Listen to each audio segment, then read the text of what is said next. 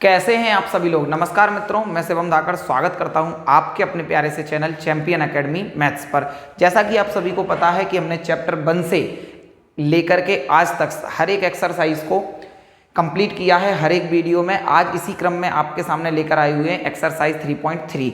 Video start करने से पहले बता दूं कि अगर आपने इस चैप्टर की इंट्रोडक्शन वाली वीडियो नहीं देखी है तो पहले कृपया कर उसे देखें, क्योंकि बिना उसे देखे इसे समझ में आने में थोड़ी सी परेशानी आ सकती है।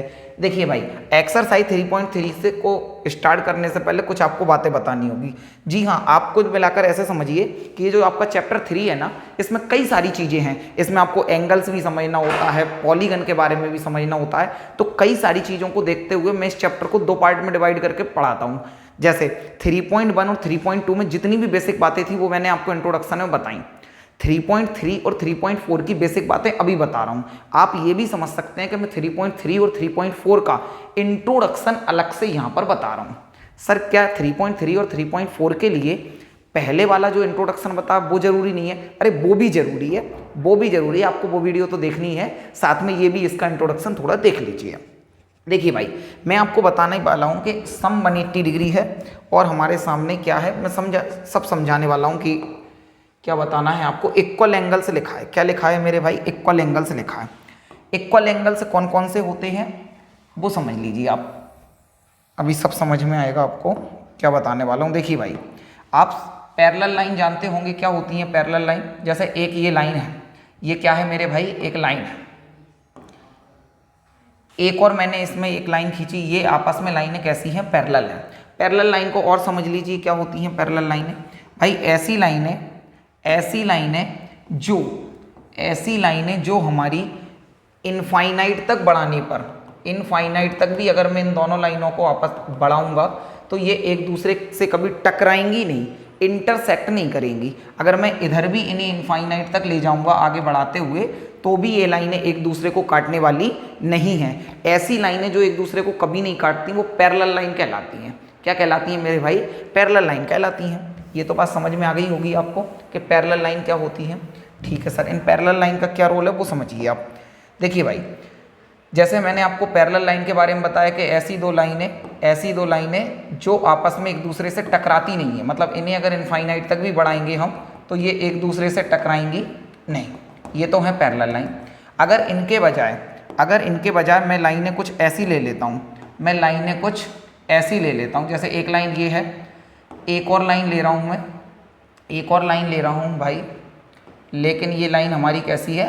कुछ ऐसी लाइनें हैं, कुछ ये हमारी ऐसी लाइनें। आप इन दोनों को समझने की कोशिश करिए। मैं क्या बताना चाह रहा हूँ कि एक तो लाइन हमारी ये है, आपको पता है कि ये अभी भले नहीं टकरा रही हैं, अभी भले एक दूसरे को इंटरसेक्ट नहीं कर रही हैं, लेकिन एक टाइम आएगा कि अगर इन्हें एक्सटेंड किया जाए, आगे तक बढ़ाया जाए तो ये एक दूसरे से टकरा जाएंगी। अच्छा, पीछे नहीं टकराएंगी लेकिन किसी एक ना एक डायरेक्शन में तो टकराएंगी। तो ऐसी लाइनें जो एक दूसरे से टकरा जाती हैं इंटरसेक्टिंग लाइन कहलाती हैं। क्या कहलाती हैं मेरे भाई? इंटरसेक्टिंग लाइन कहलाती हैं। किसी को कोई परेशानी हो तो बताओ। इंटरसेक्टिंग लाइन कहलाती हैं। ऐसी लाइनें जो एक दूसरे से कभी नहीं टकराती उन्हें क्या कहते हैं भाई? पैरेलल लाइन कहते हैं। क्या कहते हैं? पैरेलल लाइन कहते हैं। किसी को कोई परेशानी हो तो बोलो। ऐसी लाइनें जो एक दूसरे से कभी नहीं टकराएंगी पैरेलल लाइन है, और जो टकरा जाएगी वो इंटरसेक्टिंग लाइन है। सर इन लाइनों का क्या रोल है? और बातें समझते जाइए आप क्या है। देखिए भाई, पैरेलल लाइन का बहुत बड़ा रोल है हमारे इस चैप्टर में, या इन एंगल्स को समझने में पैरेलल लाइन का बहुत बड़ा रोल है। पैरेलल लाइन का रोल कैसा है आप ये समझिए। देखिए भाई, ये आपके सामने क्या है? 2 पैरेलल लाइन है। आपके सामने ये क्या है मेरे भाई? 2 पैरेलल लाइन है। आप बोलेंगे बिल्कुल सर ये पैरेलल लाइन है।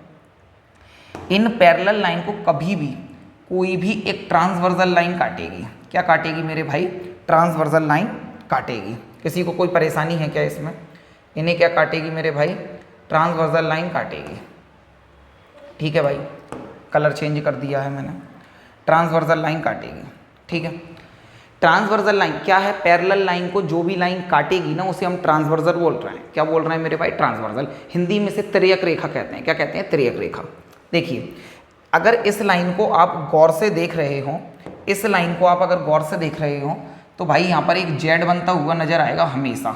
जब पैरेलल लाइन को जब जब पैरेलल लाइन को कोई ट्रांसवर्सल काटेगी तो आपको कुछ ऐसा जेड बनता हुआ नजर आएगा। मैं अलग कलर से केवल इसलिए कर रहा हूँ जिससे आपको समझने में थोड़ी आसानी हो। ये जेड बन रहा है ना मेरे भाई, क्या बन रहा है, ये जेड बन रहा है। ये जेड जो बन रहा है, एक तो जेड का ये वाला एंगल और एक जेड का ये वाला एंगल, एक जेड का ये वाला एंगल, ये वाला है। जेड को देखेंगे तो एक तो इस कोने का एंगल, एक इस कोने का एंगल। तो मुझे बताओ भाई, जेड है तो एक कोना ये है और एक कोना ये है। ये एंगल हमेशा और हमेशा बराबर होंगे, आपको याद ये रखना है। ये एंगल ऐसे हमें जब भी दिखेंगे, पहचान क्या है कि सर जब दो ट्रांसवर्सल के बीच में, दो पैरेलल लाइन के बीच में एक ट्रांसवर्सल काटेगी तो जो जेड बनेगा उसके ये दोनों एंगल आपस में बराबर होंगे। सीधी सी बात है। ठीक है सर, ये हमेशा बराबर होंगे, ये हमें याद रखना है। भाई इसका नाम क्या होगा, तो इसका नाम होगा अल्टरनेट इंटीरियर एंगल। क्या नाम होगा मेरे भाई, alternate interior angle, alternate interior angle. किसी को कोई परेशानी हो तो एक बार बोल दो। अभी मैं आपको सारे वो एंगल बताऊंगा जो आपस में इक्वल होते हैं, क्योंकि हेडिंग मैंने क्या डाल रखी है कि इक्वल एंगल पढ़ रहे हैं। हेडिंग मैंने भाई क्या डाल रखी है, हम इक्वल एंगल पढ़ रहे हैं। ये इसके साथ आ गया।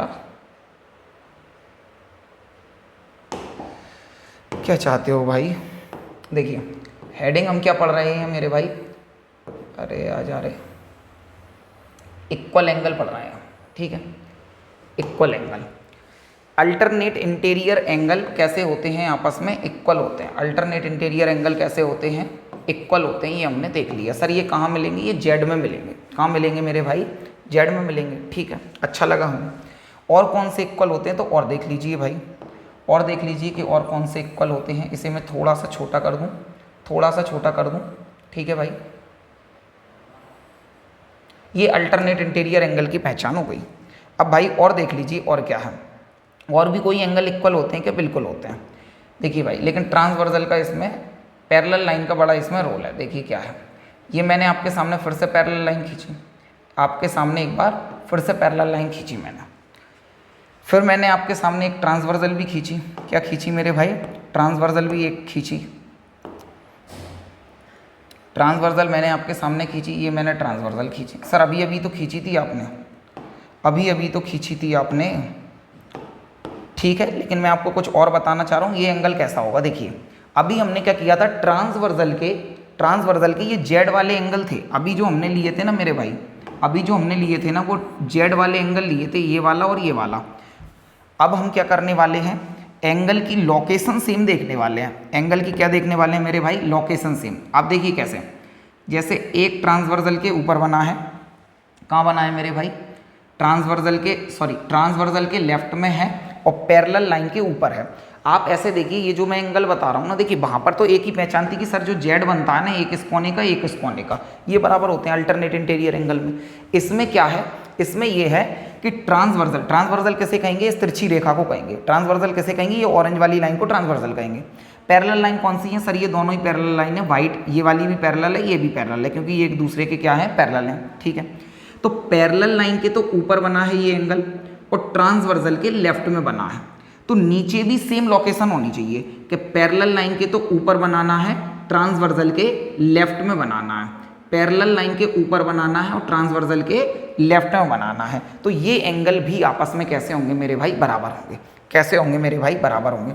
सर आपने लोकेशन सेम बताया है, ठीक है, हमें ठीक लगा, लेकिन इसमें सर हमें कुछ परेशानी आ रही है। इसमें हमें कुछ परेशानी आ रही है। मैं बता रहा हूँ आपको क्या परेशानी आ सकती है। देखिए ये हमने देखा भाई, सर ऐसा भी हो सकता है क्या, इसमें ऐसा भी हो सकता है क्या। देखिए इसी का एक और एग्जांपल बता रहा हूँ मैं आपको। ये क्या है यार, देखिए जैसे मैंने आपके सामने ये लाइन बनाई, ठीक है भाई, ये मैंने आपके सामने लाइन बनाई, दोनों लाइन कैसी हैं, एक दूसरे के पैरेलल हैं, एक दूसरे के कैसी हैं, पैरेलल हैं। ठीक है भाई, इसके बाद हमने एक ट्रांसवर्सल खींची। सर लोकेशन सेम तो कैसी भी हो सकती है ना, लोकेशन सेम तो कैसी भी हो सकती है। ठीक है, अब लोकेशन सेम में क्या है, अभी हमने ये देखा था कि ट्रांसवर्सल के लेफ्ट में थी और पैरेलल के ऊपर था, ट्रांसवर्सल के लेफ्ट में था और पैरेलल के ऊपर था। सर मेरा मन कर रहा है मैं यहाँ बनाऊंगा एंगल, ठीक है, मैं बोलूँगा बिल्कुल ठीक है। तो इसका एक और एंगल बराबर कहाँ होगा, तो आप बोलेंगे सर इसकी लोकेशन ये है कि ये पैरेलल के तो नीचे है। भाई ये वाइट वाली लाइन पैरेलल है, पैरेलल के तो ये नीचे है और ट्रांसवर्सल के राइट में है। पैरेलल के नीचे है और ट्रांसवर्सल के राइट में है। सर नीचे भी सेम लोकेशन होना चाहिए, तो पैरेलल के नीचे और ट्रांसवर्सल के राइट में, पैरेलल के नीचे और ट्रांसवर्सल के राइट में। तो सर ये एंगल भी बराबर होंगे। जी हाँ, ये एंगल भी कैसे होंगे मेरे भाई, बिल्कुल बराबर होंगे। कैसे होंगे, बिल्कुल बराबर होंगे। अच्छा, नाम क्या है इन सभी का, नाम क्या है, नाम है ये है हमारे करस्पॉन्डिंग एंगल। कौन से एंगल है मेरे भाई, करस्पॉन्डिंग एंगल। कौन से एंगल हैं ये, करस्पॉन्डिंग एंगल। किसी को कोई परेशानी हो तो एक बार बोलो। ये भी कैसे होते हैं, बराबर होते हैं। कैसे होते हैं मेरे भाई, बराबर होते हैं। हमने क्या सीखा है कि पैरेलल लाइन को जब कोई ट्रांसवर्सल लाइन इंटरसेक्ट करेगी तो जब उसके जेड वाले एंगल बनेंगे वो बराबर होंगे, लेकिन नाम क्या होगा, alternate interior angle. Parallel line को जब कोई ट्रांसवर्सल इंटरसेक्ट करेगी तो उसकी लोकेशन सेम होगी। इस बार जेड वाले एंगल नहीं है, लोकेशन सेम है, ट्रांसवर्सल के लेफ्ट में, पैरेलल के ऊपर। तो ये है ट्रांसवर्सल के लेफ्ट में और पैरेलल के ऊपर। तो ये वाले और ये वाले एंगल हमारे सेम क्या कहलाएंगे, करस्पॉन्डिंग एंगल कहलाएंगे। क्या कहलाएंगे मेरे भाई, करस्पॉन्डिंग एंगल। और ये एंगल इक्वल होते हैं, ये सभी एंगल मेरे भाई क्या होते हैं, इक्वल होते हैं। किसी को कोई परेशानी हो तो बोलो। अच्छा, अल्टरनेट इंटीरियर में भी मैं एक और डायग्राम बनाकर अगर आपको बताना चाहूँ तो अल्टरनेट इंटीरियर एंगल भी आप समझ लीजिए।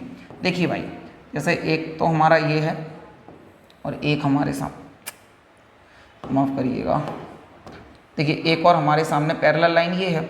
मैं इनको एक ट्रांसवर्सल लाइन से काट रहा हूँ, एक ट्रांसवर्सल लाइन से मेरे भाई क्या कर रहा हूँ, काट रहा हूँ। ठीक है, देखिए जेड तो उल्टा भी बन सकता है। अरे ए बी सी डी थोड़ी ही ना पढ़ रहे हैं हम कि हमें जेड बिल्कुल सीधा ही चाहिए, ऐसा ही बनना चाहिए। नहीं, जेड तो ऐसा भी बन सकता है।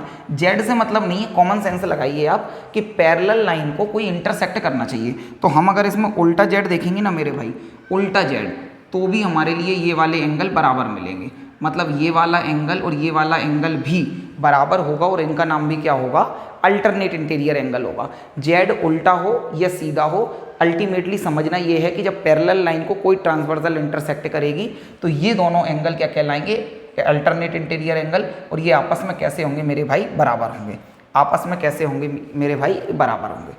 आई थिंक करस्पॉन्डिंग एंगल और आपके लिए ये सभी समझ में आ गए होंगे, ये सभी समझ में आ गए होंगे। एक और एंगल भी बराबर होता है, मुझे इसे थोड़ा सा छोटा करना पड़ेगा समझाने के लिए, थोड़ा सा छोटा करना पड़ेगा मेरे भाई समझाने के लिए। ये आपको समझ में आ गया होगा। इसके बाद मैं आपको कुछ और बता रहा हूँ। और एंगल कौन से होते हैं सर बराबर, अभी बता रहा हूँ आपको। एक क्या हो गया, ठीक है। देखिए भाई, अब हमारे सामने देखिए, जैसे दो लाइनें हैं हमारे सामने, एक लाइन ये है, एक ये लाइन है, एक लाइन ये है और एक लाइन ये है। क्या है भाई, अब हमें क्या करना है मेरे भाई, इंटरसेक्ट किया है हमने, इन्हें क्या किया है, क्रॉस बनाया। एक्स बनेगा, आप तो यूँ समझिए क्या बनेगा, एक्स बनेगा। अभी पैरेलल लाइन की बात चल रही थी, ट्रांसवर्सल की बात चल रही थी, इस बार क्या है, ये क्रॉस बनेगा। तो बिल्कुल आसान सा है, कैसा भी क्रॉस बनेगा, ये आमने सामने के एंगल बराबर होंगे। आमने सामने के एंगल मेरे भाई कैसे होंगे, बराबर होंगे। किसी को कोई परेशानी हो तो बोलो, किसी को कोई परेशानी हो तो बोल दीजिए। ये वाला एंगल इसके बराबर होगा, ये वाला एंगल इसके बराबर होगा और ये वाला एंगल इसके बराबर होगा। इनका नाम क्या होगा, इनका नाम होगा वर्टिकली अपोजिट एंगल। क्या नाम होगा मेरे भाई, वर्टिकली अपोजिट एंगल। किसी को कोई परेशानी हो तो बोल दो, वर्टिकली अपोजिट एंगल। आसान है, अरे बोलो आसान है।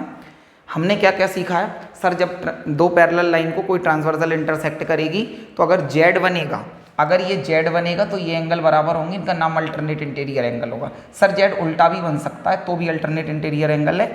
अल्टीमेटली समझना ये है कि ये आपस में कैसे होते हैं, इक्वल होते हैं। कैसे होते हैं भाई, इक्वल। करस्पॉन्डिंग एंगल में सर ये देखा कि ये तस्वीर तो सेम रहेगी, लेकिन यहाँ पर जेड का कोई मामला नहीं है, जेड का कोई मामला नहीं है, बल्कि लोकेशन का मामला है, उसकी पोजीशन का मामला है कि ये पैरेलल के ऊपर था, ट्रांसवर्सल के लेफ्ट में था, तो ये भी ट्रांसवर्सल के लेफ्ट में होगा, पैरेलल के ऊपर होगा। और ये हमें समझ में आ गया सर, क्रॉस बनेगा तब तब ये एक दूसरे के बराबर होंगे, तब तब ये एक दूसरे के बराबर होंगे। वैसे तो भाई मैंने आपको सभी ये इंपॉर्टेंट बातें थी वो बता दी हैं, कुछ और भी देखेंगे, लेकिन फिलहाल में ये चीज़ें तो आ गई हैं समझ में। बस भाई एक बात पूछ रहा हूँ मैं आपसे, एक बात पूछ रहा हूँ, थोड़ा गौर करिएगा इस पर। जैसे ये फिगर है, मैंने आपको समझा दिया है, ये फिगर है, मैंने आपको समझा दिया। क्या हो रहा है ये, देखिए भाई, जैसे मैंने आपको ये फिगर समझा दिया है,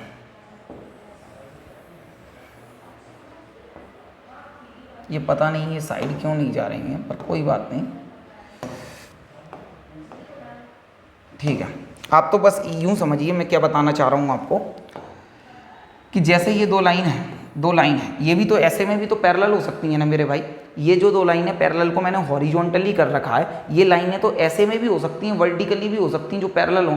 पैरेलल की शर्त तो केवल इतनी है, एक दूसरे से टकराना नहीं चाहिए। तो ये टकराएंगे क्या सर? कभी नहीं टकराएंगे। तो ये भी लाइन कैसी है? पैरेलल है। जब भाई ये दो लाइनें पैरेलल हैं, जब ये दो लाइनें पैरेलल हैं तो इन्हें कोई ट्रांसवर्सल ऐसे भी तो काट सकती है। मैंने इसी इमेज को बस ऐसे किया है, मैंने इसी इमेज को जो हॉरिजॉन्टल थी इसे क्या किया? वर्टिकली किया है। मतलब ये जो दो लाइनें पैरेलल पहले हॉरिजॉन्टली थी, मैंने इन्हें वर्टिकली कर दिया और ट्रांसवर्सल को कुछ ऐसे ले आया। तो सर यहाँ पर भी जेड बनेगा क्या? नहीं, यहाँ पर जेड ही बनेगा, लेकिन देखने का तरीका अलग होगा। तो जेड इस बार हमें कुछ कैसा नजर आएगा मेरे भाई? इस बार जेड हमें कैसा नजर आने वाला है? देखिए, ये कुछ ऐसा, कुछ ऐसा, कुछ ऐसा। तो गौर से देखिए, ये जेड नजर आएगा। तो यहाँ पर भी हमें अल्टरनेट इंटीरियर एंगल मिलेंगे। ये वही बात है, बस इसे मैंने वर्टिकल कर दिया है, इसलिए आपको थोड़ा सा अलग लग रहा होगा। तो ये वाले एंगल भी आपस में कैसे होंगे? बराबर होंगे। क्यों? क्योंकि ये भी क्या कहलाते हैं मेरे भाई? क्या कहलाते हैं ये सर हमारे कहलाते हैं अल्टरनेट इंटीरियर एंगल।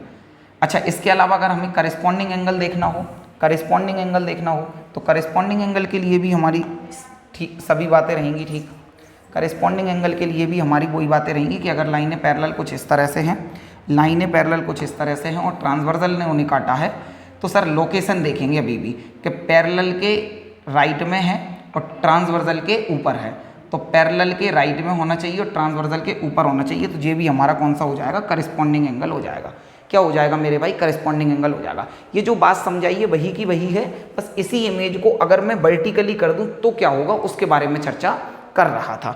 आगे बढ़ जाएं भाई, आगे बढ़ जाएं। ये सभी बातों को आपको माइंड में रखना है, पहले इन्हें नोट जरूर करना है, नोट करना है। नेक्स्ट स्लाइड पर देखिए क्या है। अब हम देखेंगे, अभी तक हमने वो एंगल देखे जो बराबर थे। अभी तक हमने कैसे एंगल देखे मेरे भाई? जो बराबर थे। लेकिन अब क्या देखने वाले हैं सर? अब हम वो देखने वाले हैं जिनका सम 180 होगा। सम कितना होगा? 180 होगा। सर इसमें क्या देखेंगे? तो देख लीजिए भाई, देख लीजिए भाई, सम 180 होगा। देखिए आपके सामने ये दो लाइनें क्या है मेरे भाई? पैरेलल हैं। दो लाइनें कैसी हैं? पैरेलल लाइन है।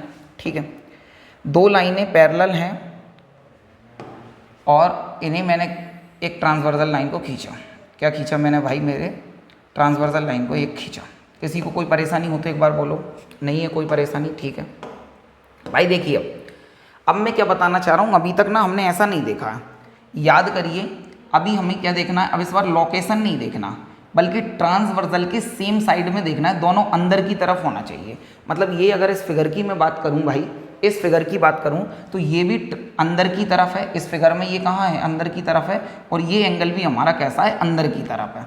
ये एंगल भी हमारा कैसा है? अंदर की तरफ है। आप देखिए करेस्पॉन्डिंग एंगल और इसमें कन्फ्यूजन हो जाता है, कन्फ्यूज मत होइए। क्या है? यहाँ पर लोकेशन सेम थी, यहाँ पर पैरेलल के ऊपर ट्रांसवर्सल के लेफ्ट में तो यहाँ बनता था, तो यहाँ भी हमें पैरेलल के ऊपर और ट्रांसवर्सल के लेफ्ट में बनाना पड़ता था। तो ये एक एंगल तो हमारा अंदर आता था इस फिगर के, और एक एंगल बाहर चला जाता था। कहाँ चला जाता था? बाहर चला जाता था। या फिर आप क्या करते थे? अगर आपने इस वाले को अंदर बना दिया तो इस वाले को बाहर बनाना पड़ता था, तभी तो करेस्पॉन्डिंग होता था। और ये आपस में इक्वल होते थे, ये आपस में मेरे भाई क्या होते थे?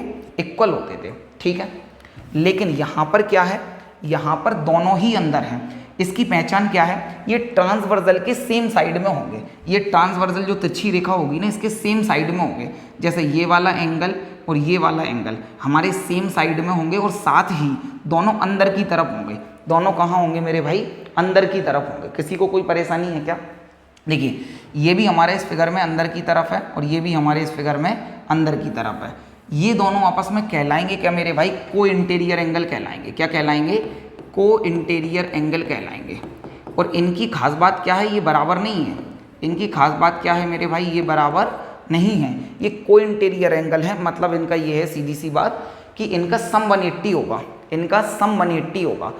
अभी तक जो हमने एंगल देखे थे पिछली बार, पिछली स्लाइड पर जो हमने एंगल देखे हैं, पिछली स्लाइड पर जो हमने एंगल देखे हैं इनमें भाई सम इक्वल एंगल थे, ये सारे कैसे थे, बराबर थे। मतलब ये वाला इसके बराबर था, ये वाला इसके बराबर था, ये इसके बराबर था, ये इसके बराबर था, ये वाला इसके बराबर था और ये वाला इसके बराबर थे। वर्टिकली अपोजिट एंगल हो, करस्पॉन्डिंग एंगल हो या अल्टरनेट इंटीरियर एंगल हो, ये सभी आपस में कैसे थे मेरे भाई, बराबर थे। लेकिन ये दोनों बराबर नहीं है बल्कि इनका सम 180 होगा। जैसे इसकी वैल्यू मानकर चलिए 60 है तो इसकी 120 होगी। क्यों? क्योंकि इन दोनों का जुड़कर हमेशा 180 आएगा। जुड़कर कितना आएगा, 180 आएगा। सर ये तो बहुत आसान सी बात है, ये तो बहुत आसान सी बात है। अगर सर ये हमारा मानकर चलिए 100 होगा तो ये कितना होगा, 80 होगा। कितना होगा, 80 होगा। बात समझ में आ रही होगी आपको, बोलो हाँ या ना। अरे हाँ या ना, आ गई होगी भाई, बात समझ में तो आपको आ गई होगी। जैसे अगर ये 70 होगा तो क्या होगा, तो आप बोलेंगे सर ये 110 हो जाएगा। उसमें क्या है, दोनों का जुड़कर 180 आना चाहिए। दोनों का जुड़कर कितना आना चाहिए मेरे भाई, दोनों का जुड़कर 180 आना चाहिए। किसी को कोई परेशानी हो तो बोलो, किसी को कोई परेशानी हो तो बोलो मेरे भाई। को इंटीरियर एंगल आई थिंक हम सभी को समझ में आ गया। और देख लीजिए सर, को इंटीरियर और किसे कहेंगे, थोड़ा और देख लीजिए। को इंटीरियर सेम साइड में होंगे। को इंटीरियर कहाँ होंगे मेरे भाई, सेम साइड में होंगे। जैसे इधर देख लीजिए, एक आध और एग्जांपल से समझ लीजिए आप।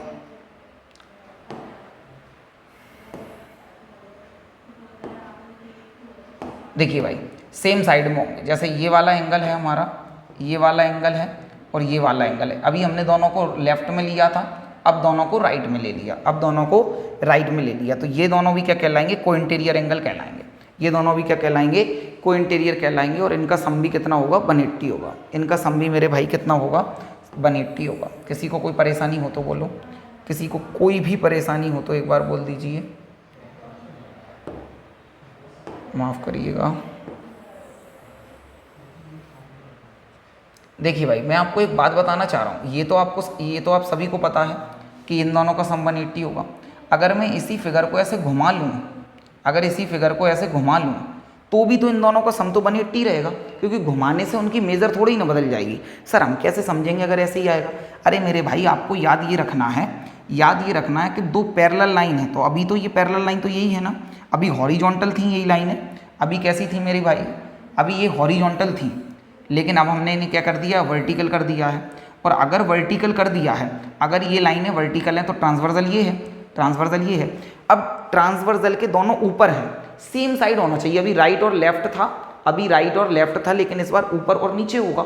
इस बार क्या होगा मेरे भाई, ऊपर या नीचे दिखेगा। तो दोनों के दोनों एंगल कहाँ है, ट्रांसवर्सल के ऊपर है, ट्रांसवर्सल के ऊपर है। तो इन दोनों का सम भी क्या होगा, 180 होगा। और नाम क्या होगा, को इंटीरियर होगा। नाम क्या होगा मेरे भाई, को इंटीरियर होगा। किसी को कोई परेशानी हो तो बोलो। दोनों अगर हमारे नीचे बनते, दोनों अगर हमारे एंगल नीचे बनते तो भी इनका नाम मेरे भाई क्या कहलाता, तो भी इनका नाम क्या कहलाता, को इंटीरियर कहलाता। क्या कहलाता, को इंटीरियर कहलाता। नोट कर लीजिए आप, नोट कर लीजिए भाई। ठीक है भाई, ये नहीं रफ कर दूं, समझ में आप सभी को ये बातें आ गई होंगी। क्या है भाई, ये जाएंगी भी या नहीं। ठीक है भाई, आगे बढ़ जाएं, आगे बढ़ जाएं क्या।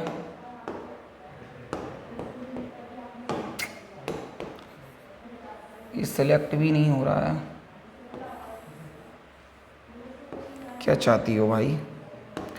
ठीक है, आगे बढ़ जाएं भाई, आगे बढ़ जाएं। और क्या है हमारे 180 का, और क्या मामला होगा। ठीक है, 180 का मामला इतना ही है। आपको ये सभी चीज़ें तो मैंने बता रखी हैं कि दो लाइनों के बीच में बता रखी हैं आपको कि जब जब परफेक्ट एल बनता है, क्या बनता है मेरे भाई। अच्छा नई स्लाइड ले लेते हैं। देखिए जब जब परफेक्ट एल बनता है ना मेरे भाई, तब तब हमारे 90 डिग्री का एंगल बनता है। जैसे ये लाइन है, ये लाइन है, ये लाइन है और हमारी ये वाली लाइन है। तो ये जब जब हमारा परफेक्ट एल बनेगा ना मेरे भाई, परफेक्ट एल बनेगा, यहाँ पर एल बना है तो ये 90 डिग्री का एंगल है। कितने डिग्री का है, 90 डिग्री का। ये भी कितने का है, 90 का है। ये सारे हमारे कितने कितने के हैं, 90 के हैं। सारे कितने के हैं मेरे भाई, 90 के हैं। किसी कोई परेशानी हो तो बोलो। ठीक है सर, इसका मतलब हमें समझ में आया कि जब जब परफेक्ट एल बनेगा तो 90 डिग्री का कोण बनता है। लेकिन मेरे भाई ऐसा भी तो हो सकता है ना, इस साइड को, मेरे हाथों को देखना, बॉडी नहीं दिखा रहा हूँ, एंगल दिखा रहा हूँ। देखिए भाई यहाँ पर एंगल कितने डिग्री का है, 90 डिग्री का है। कितने डिग्री का है, 90 डिग्री का।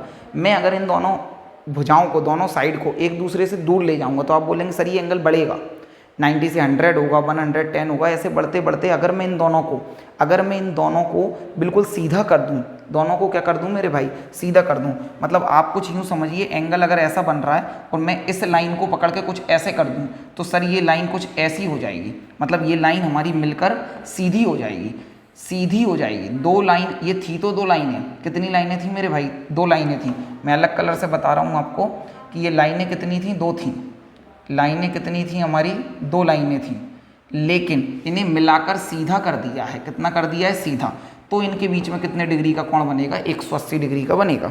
कितने डिग्री का बनेगा मेरे भाई, 180 डिग्री का कोण बनेगा। सर ये तो ठीक है, ये तो ठीक है, 180 डिग्री का कोण बनेगा, लेकिन इससे हमें समझाना क्या चाह रहे हो, मैं ये समझाना चाह रहा हूँ कि अगर मानकर चलिए मैंने लाइन को यहाँ से खींचा, मैंने लाइन को कहाँ से खींचा मेरे भाई, यहाँ से खींचा जहाँ से मैंने आपको दिखाया। तो मुझे एक बात बताइएगा, अगर ये कोण 70 डिग्री का है, ये कोण 70 डिग्री का है, तो बाहर वाला कितना होगा, बाहर वाला कितना होगा, सर ये वाला ना, अंदर वाला 70 है तो, और ये दोनों मिलकर तो 180 होगा, क्योंकि दोनों मिलकर सीधी लाइन बनाना है, दोनों मिलकर सीधी लाइन बनाना है। अगर सर ये 70 है तो ये 110 होगा, ये 110 होगा। कैसे आया, 180 में से माइनस करके आया, क्योंकि सर इन दोनों का सम तो हर हालत में 180 होगा। क्यों बताया सर ये, इसलिए बताया क्यों बताया मैंने आपको, क्योंकि अभी हम यही देख रहे थे कि 180 किस किस का सम होगा। तो 180 एक तो इन दोनों का सम होगा जो को इंटीरियर एंगल होंगे, जो पैरेलल लाइन के बीच में ट्रांसवर्सल की सेम साइड वाले एंगल होंगे। कैसे होंगे, सेम साइड वाले एंगल होंगे, इनका सम 180 होगा। और साथ में अगर कोई एंगल ऐसा बना होगा जिसमें से एक और एंगल निकल रहा होगा, तो इन दोनों से मिलकर तो एक पूरी सीधी लाइन बन गई है, इसे और इसे मिलाकर। तो ये अंदर वाला अगर हमारा 80 है तो बाहर वाला 100 हो जाएगा। अल्टीमेटली दोनों का सम 180 बताना है।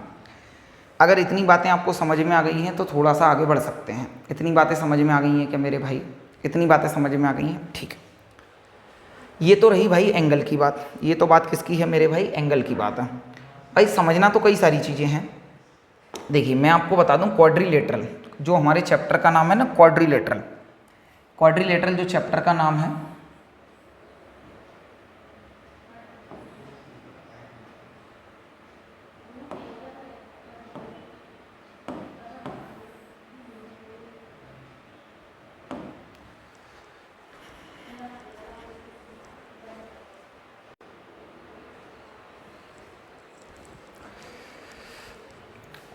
माफ़ करिएगा भाई वीडियो रुक गई थी। देखिए क्या बता रहा था मैं आपको, क्वाड्रिलेटरल्स। देखिए क्वाड्रिलेटरल्स क्या होता है, तो आप केवल इतना समझिए कि क्वाड्रिलेटरल केवल उस शेप को कहेंगे जो चार साइड से मिलकर बनी हो। कितनी साइड से मिलकर बनी हो, चार साइड से मिलकर बनी हो। वो शेप कोई भी हो सकती है, जितनी भी आप ये शेप देख रहे हैं ना मेरे भाई, जैसे आपने ये देखा है, आपको पता होगा इसे हम स्क्वायर कहेंगे। क्या कहेंगे मेरे भाई, स्क्वायर कहेंगे। इसके अलावा मैं आपके सामने ये मैंने बनाया, इसे हम रेक्टेंगल कहेंगे। क्या कहेंगे मेरे भाई, रेक्टेंगल कहेंगे। ये जो बना रखा है ऊपर, ये हमारा एक पैरेललोग्राम है। क्या है, पैरेललोग्राम है। ये हमारे सामने रोम्बस है। क्या अंतर होता है सभी के बारे में चर्चा करेंगे, देखते जाइए आप। ये जो मैंने आपके सामने बनाया, ये ट्रेपेजियम बनाया है। देखिए भाई मैं आपसे ये पूछ रहा हूँ, आपके सामने जितनी भी आपको ये जो फिगर दिख रहे हैं, जितने भी आपको ये फिगर दिख रहे हैं, इनमें से कोई भी हमारा चार साइड के अलावा 5 से बना है क्या, या 3 से बना हो? नहीं सर, ऐसा तो कोई सा नहीं है, ऐसा तो हमारा कोई सा नहीं है। ठीक है भाई, ऐसा तो हमारा कोई सा भी नहीं है। ठीक है, अच्छी बात है। देखिए भाई इनको आपने बहुत पहले से देख रखा होगा, एक्चुअल में इनको आपने बहुत पहले से देख रखा होगा। मैं आपसे बस कुछ बातें पूछना चाहता हूँ, ये बताइएगा। देखिए पहली बात तो ये है सर, क्वाड्रिलेटरल क्या होता है। क्वाड्रिलेटरल केवल एक ऐसी पॉलीगन को कहेंगे आपको पता है कि पॉलीगन क्या होता है, पहले ही हम देख चुके हैं इंट्रोडक्शन, और मैं उन बच्चों को पढ़ा ही नहीं रहा हूँ जो इंट्रोडक्शन देखकर नहीं आए हैं। देखिए क्या है, a closed polygon with 4 side, a closed polygon with 4 side के एक ऐसा, सॉरी पॉलीगन तो क्लोज्ड ही होगा, polygon with 4 side, a polygon with 4 side is called quadrilateral. आसान भाषा में ये समझो कि ऐसी दुनिया की कोई भी शेप, ऐसी दुनिया की कोई भी शेप जो 4 साइडों से मिलकर बनी है, वो क्या कहलाएगी, क्वाड्रिलेटरल। क्या कहलाएगी, क्वाड्रिलेटरल। 4 साइड कैसी भी हो सकती हैं। देखिए भाई आपने ये बहुत पहले से पढ़ रखा होगा, बहुत पहले से पढ़ रखा होगा कि ऐसी कोई शेप जिसकी सभी साइडें बराबर हैं, मानकर चलिए ये ए है तो ये भी ए होगी, ये भी ए होगी, ये भी ए होगी। ए का मतलब है कोई भी नंबर आ सकता है, यहाँ पर ये मैंने वेरिएबल पर लगा बता दिया। लेकिन सर इसमें क्या होता है, सर इसमें ये होता है कि अगर इसकी कोई भी, मानकर चलिए ये एक्स है तो ये भी एक्स होगी, मतलब अपोजिट साइड बराबर होती हैं, लेकिन ये अलग होगी, ये बाय है और ये भी हमारी बाय होगी। तो सर ऐसी शेप चार साइड की जिसकी चारों साइड बराबर हों, चारों साइड बराबर हों, और साथ में भाई एंगल कितने डिग्री का होता है, 90 डिग्री का। परफेक्ट एल बनता है इनके वर्टेक्स पर, इनके कोनों पर परफेक्ट एल बनता है, 90 डिग्री का एंगल बनता है, और साथ में चारों साइडें बराबर होती हैं। तो इसका नाम है मेरे भाई स्क्वायर। क्या नाम है मेरे भाई, स्क्वायर नाम है। क्या नाम है, स्क्वायर। स्क्वायर आप अच्छे से जानते होंगे भाई। ऐसी कोई शेप जिसकी अपोजिट साइड बराबर हो, एंगल तो यहाँ भी 90 डिग्री का होगा, एंगल तो यहाँ भी 90 डिग्री का होगा।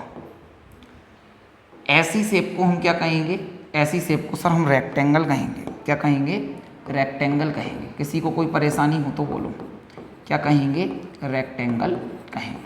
किसी को कोई परेशानी है क्या भाई? देखिए एक बार गौर से देखकर बताइए कि ये वाली शेप है, ये वाली शेप है, आपको गुस्सा आया और आपने इसमें यूं लगा दिया, आपको गुस्सा आया और आपने इसमें यूं लगा दिया, तो ये ऐसा तिरछा हो जाएगा, ये ऐसा तिरछा हो जाएगा मेरे भाई। बिल्कुल।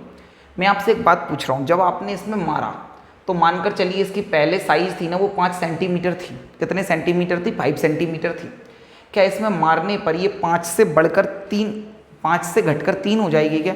नहीं सर, मारने से उसकी साइज पर क्या फ़र्क पड़ेगा। अगर ये पहले 10 सेंटीमीटर होगी सर, अभी भी 10 होगी। इसका मतलब ये हुआ कि स्क्वायर की साइड पहले बराबर थी तो इसकी साइड तो अब भी बराबर होंगी। इसकी साइड तो मेरे भाई कैसी होंगी, अब भी बराबर होंगी। बोलो हाँ या ना, अरे हाँ या ना। इसकी साइड तो मेरे भाई अब भी बराबर होंगी, ठीक है। तो इसका मतलब ये हुआ साइड तो अभी बराबर है। लेकिन सर मारने पर बदला क्या? सर मारने पर ये बदला है कि ये जो एंगल बन रहा था, ये जो एंगल पहले बन रहा था वो अब 90 का नहीं रहा, वो 90 का नहीं रहा। बोलो हाँ या ना, अरे हाँ या ना। भाई ये वाली जो शेप आप देख रहे हैं ना, इसका नाम है रोम्बस। क्या नाम है, रोम्बस नाम है। रोम्बस की पहचान क्या है? रोम्बस की पहचान भाई बस केवल इतनी सी है, रोम्बस की पहचान केवल इतनी सी है कि स्क्वायर को मारने पर बनता। स्क्वायर, जब हमें स्क्वायर पर गुस्सा आ जाती है और हम उसमें 1 लगा देते हैं तो हमारे सामने क्या जाता है, रोम्बस। इसका मतलब सीधा सा ये है, ये स्क्वायर से ही बना है। बना किससे है, स्क्वायर से। कि इसकी सभी साइडें बराबर हैं तो सर रोम्बस की भी सभी साइडें बराबर हैं, लेकिन इसके एंगल 90 डिग्री के नहीं होते हैं। एंगल 90 डिग्री के नहीं होते, यही इन दोनों में अंतर होता है, यही इन दोनों में अंतर होता है। भाई जिस तरह से आपने स्क्वायर को मारकर रोम्बस बनाया है ना, उसी तरह से जब हम रेक्टेंगल में मारते हैं तो ये बनेगा, रेक्टेंगल में मारते हैं तो ये बनेगा। तो सर अभी भी ये वाली साइड तो इसके बराबर होगी, ये वाली साइड तो इसके बराबर होगी, और ये वाली साइड इसके बराबर होगी। किसी को कोई परेशानी है क्या? किसी को कोई परेशानी हो? लेकिन इसका भी जो एंगल 90 डिग्री का था ना मेरे भाई, 90 डिग्री का एंगल था, वो अब इसका 90 का नहीं रहा। ये वाला एंगल इसके बराबर होगा हालांकि, और ये वाला इसके बराबर होगा। इसे कहते क्या है, इसे पैरेललोग्राम कहते हैं। क्या कहते हैं मेरे भाई, पैरेललोग्राम। चेंज ही नहीं हुआ, पैरेललोग्राम कहते हैं। क्या कहते हैं मेरे भाई, पैरेललोग्राम कहते हैं। ये है हमारे सामने पैरेललोग्राम, ठीक है। सर ये क्या है, सर ये ट्रेपेजियम है। क्या है मेरे भाई, ट्रेपेजियम है। ट्रेपेजियम की खास बात क्या होती है, ट्रेपेजियम की खास बात क्या होती है? देखिए अभी तक ये सभी हमने शेप्स देखे, इसे और समझ लीजिए ये क्या होता है। ट्रेपेजियम में केवल इतना होता है भाई, इसे समझिएगा, थोड़ी देर से ही समझिएगा, अभी थोड़ा कन्फ्यूज़न हो जाएगा आपको, अभी थोड़ा सा कन्फ्यूज़न हो जाएगा भाई, अभी समझते हैं। इतनी ये शेप हमें सभी समझ में आई कि क्या क्या होता है, ठीक है। देखिए स्क्वायर क्या है, रेक्टेंगल क्या है, रोम्बस क्या है, या पैरेललोग्राम क्या है, मोटे तौर पर तो सर हमें समझ में आ गया, मोटे तौर पर तो हमें समझ में आ गया। अब मैं आपको इनकी कुछ प्रॉपर्टीज़ बताने वाला हूँ। क्या बताने वाला हूँ मेरे भाई, प्रॉपर्टीज़ बताने वाला हूँ। इसे ना ट्रेपेजियम को भी मैं बाद में लूँगा, इन्हें समझाने के बाद अभी लेने वाला हूँ, परेशान मत होइए। देखिए भाई मैं बारी बारी से ना आपके सामने इनमें से कुछ लेना चाह रहा हूँ, इनमें से कुछ लेना चाह रहा हूँ। देखिए भाई स्क्वायर की देख लीजिए, स्लाइड ही चेंज कर देते हैं ना, क्या दिक्कत है, काफ़ी स्लाइड है हमारे सामने। देखिए भाई जैसे स्क्वायर है हमारे सामने, क्या है, स्क्वायर है, तो मोटे तौर पर केवल इसकी प्रॉपर्टीज़ कुछ यूँ लिखिए कि इसकी सभी साइड बराबर होती हैं, इसकी सभी साइडें बराबर होती हैं, मतलब all sides are equal, all sides are equal. ये हमारी इसकी क्या है, प्रॉपर्टीज़ हैं। इसकी क्वालिटियाँ हैं कि इसके अंदर क्या क्या होता है, क्या क्या विशेषताएँ हैं। ईच एंगल इज 90 डिग्री, या राइट एंगल। 90 डिग्री का ही दूसरा नाम राइट एंगल होता है, बता रखा है आपको। मतलब इसके सारे एंगल कितने डिग्री के होते हैं, 90 डिग्री के होते हैं। कितने होते हैं मेरे भाई, 90 डिग्री के। सभी बराबर होती हैं, तो हमने ऐसे लिख दिया। भाई एक बात सुनिए, ये वाला एंगल ना इसका अपोजिट एंगल होता है, ये वाला एंगल इसका अपोजिट एंगल होता है। कैसा होता है मेरे भाई, अपोजिट एंगल होता है। क्या होता है भाई, अपोजिट एंगल। और ये जो मैंने लाइन खींची है ना मेरे भाई, अभी अभी जो मैंने लाइन खींची है इसमें, ये होता है इसका, ये क्या होता है मेरे भाई, इसे कहते हैं हम डायगोनल। ये वाला एंगल इसका अपोजिट एंगल था, और अपोजिट एंगल मिलाने वाले लाइन सेगमेंट को हम क्या कहते हैं, अपोजिट एंगल को मिलाने वाले लाइन सेगमेंट को हम डायगोनल कहते हैं। तो एक तो डायगोनल ये है, एक तो डायगोनल ये है, और एक और डायगोनल मैंने ये बना दिया है, एक और डायगोनल मेरे भाई मैंने ये बना दिया है। किसी को कोई परेशानी हो तो बोल दो, किसी की कोई परेशानी है क्या मेरे भाई, नहीं, ठीक है, आगे बढ़ जाएं, आगे बढ़ जाएं। ये हमने क्या बना दिए, दोनों डायगोनल बना दिए। ये दोनों डायगोनल एक दूसरे को जिस पॉइंट पर मेरे भाई कट कर रहे हैं ना, ये एक दूसरे को जिस पॉइंट पर कट कर रहे हैं, जिस पॉइंट पर भी ये कट कर रहे हैं, उस पॉइंट पर ये एक दूसरे को दो बराबर हिस्सों में तोड़ रहे हैं। मतलब क्या है भाई, ये वाली डायगोनल ने एक दूसरे को इंटरसेक्ट यहाँ पर किया, इस पॉइंट पर किया, तो ये वाला जो हिस्सा है ना वो इस हिस्से के बराबर है, और ये वाला हिस्सा है वो इस हिस्से के बराबर है। इसका मतलब क्या है, इनका जो डायगोनल अगर यहाँ से लेकर यहाँ तक, यहाँ से लेकर यहाँ तक अगर ये पूरा 10 सेंटीमीटर होगा, पूरा 10 सेंटीमीटर होगा, तो अब ये 5-5 सेंटीमीटर में बढ़ गया, 5-5 सेंटीमीटर में बढ़ गया, और ये भी 10 होगा तो ये भी 5-5 सेंटीमीटर में बढ़ गया। पहली बात तो ये कि अगर 90 डिग्री का कभी भी मेरे भाई कोई एंगल बनता है ना, 90 डिग्री का जब भी एंगल बनता है, इनके वर्टेक्स पर 90 डिग्री का क्या बनता है मेरे भाई, एंगल बनता है, तो इनके जो डायगोनल होते हैं वो हमेशा बराबर होते हैं। अगर 90 डिग्री का एंगल बना है तो बराबर होते हैं। इसका मतलब ये वाला डायगोनल इस डायगोनल के बराबर है, ये वाला डायगोनल इस डायगोनल के बराबर है। तो ये वाला डायगोनल, जो ग्रीन वाला डायगोनल आपको दिख रहा है, ये हमारे ऑरेंज वाले डायगोनल के बराबर है। क्यों है, क्योंकि 90 डिग्री का एंगल बन रहा है। क्या 90 डिग्री का एंगल बनता है तब हमेशा 90 डिग्री का एंगल दोनों वर्टेक्स पर अगर बन रहा है, अगर 90 डिग्री का एंगल दोनों वर्टेक्स पर बन रहा है, तो क्या हमेशा डायगोनल बराबर होंगे, बिल्कुल बिल्कुल बराबर होंगे। आप तो बिल्कुल परेशान नहीं होइए, आप केवल ये समझो कि स्क्वायर में डायगोनल बराबर होते हैं, ठीक है। और बताओ मेरे भाई, अगर ये वाला हिस्सा इस हिस्से के बराबर है तो ये वाला हिस्सा इसके बराबर है, तो ये चारों हिस्से आपस में कैसे हैं, बराबर हैं। चारों हिस्से आपस में कैसे हैं, बराबर हैं। अगर मैं इसे नाम दूं, ये ए है, ये बी है, ये सी है और ये डी है, और बीच में मैंने मान लिया ओ है, ये जिस पॉइंट पर एक दूसरे को इंटरसेक्ट किया है, ये क्या है मेरे भाई, पॉइंट ओ है। तो मुझे बताओ भाई, ओ से लेकर ए तक ओ ए किसके बराबर है, तो आप बोलेंगे सर ओ ए ओ सी के बराबर, मतलब ये वाला टुकड़ा इसके बराबर है, तो ओ से लेकर सी तक बराबर है। भाई ये वाला टुकड़ा इसके भी तो बराबर होगा, क्योंकि जब ये पूरे ही बराबर थे, तो जब इन दोनों के दो हिस्से हुए, दोनों के दो हिस्से हुए, तो भी तो वो सारे हिस्से भी तो आपस में बराबर होंगे। इसका मतलब ये ओ डी किसके बराबर होगा, ओ डी बराबर होगा किसके, ओ बी के। मतलब ये सभी टुकड़े आपस में कैसे होंगे, बराबर होंगे। कैसे होंगे मेरे भाई, बराबर होंगे। अच्छा, ऐसा हुआ क्यों है, हुआ क्यों है, इसका रीज़न क्या है एक्चुअल में। एक्चुअल में ये है कि ये diagonal bisect each other, diagonal, माफ़ करिएगा, डायगोनल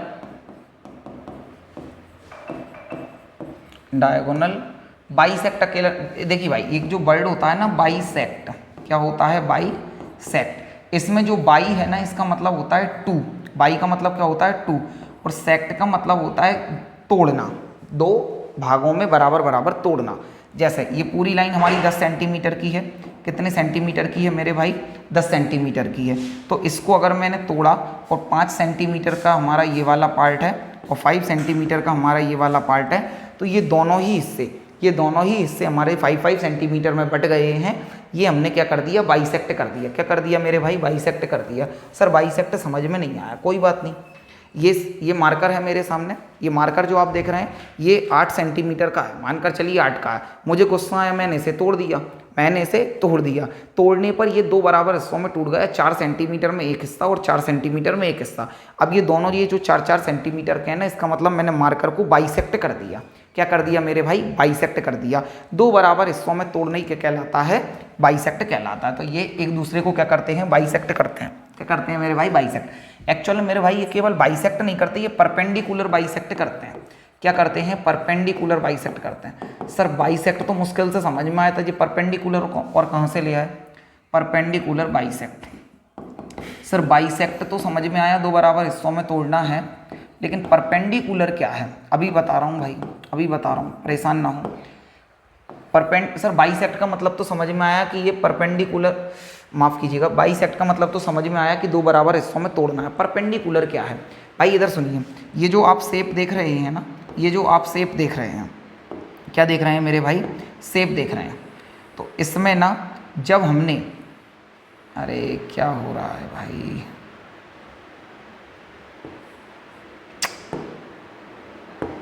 देखिए भाई, जैसे मानकर चलिए भाई ये हमारे सामने क्या है? स्क्वायर है। क्या है हमारे सामने? स्क्वायर है, स्क्वायर है। और हमने यहाँ पर 2 डायगोनल बनाए। क्या बनाए मेरे भाई? 2 डायगोनल बनाए।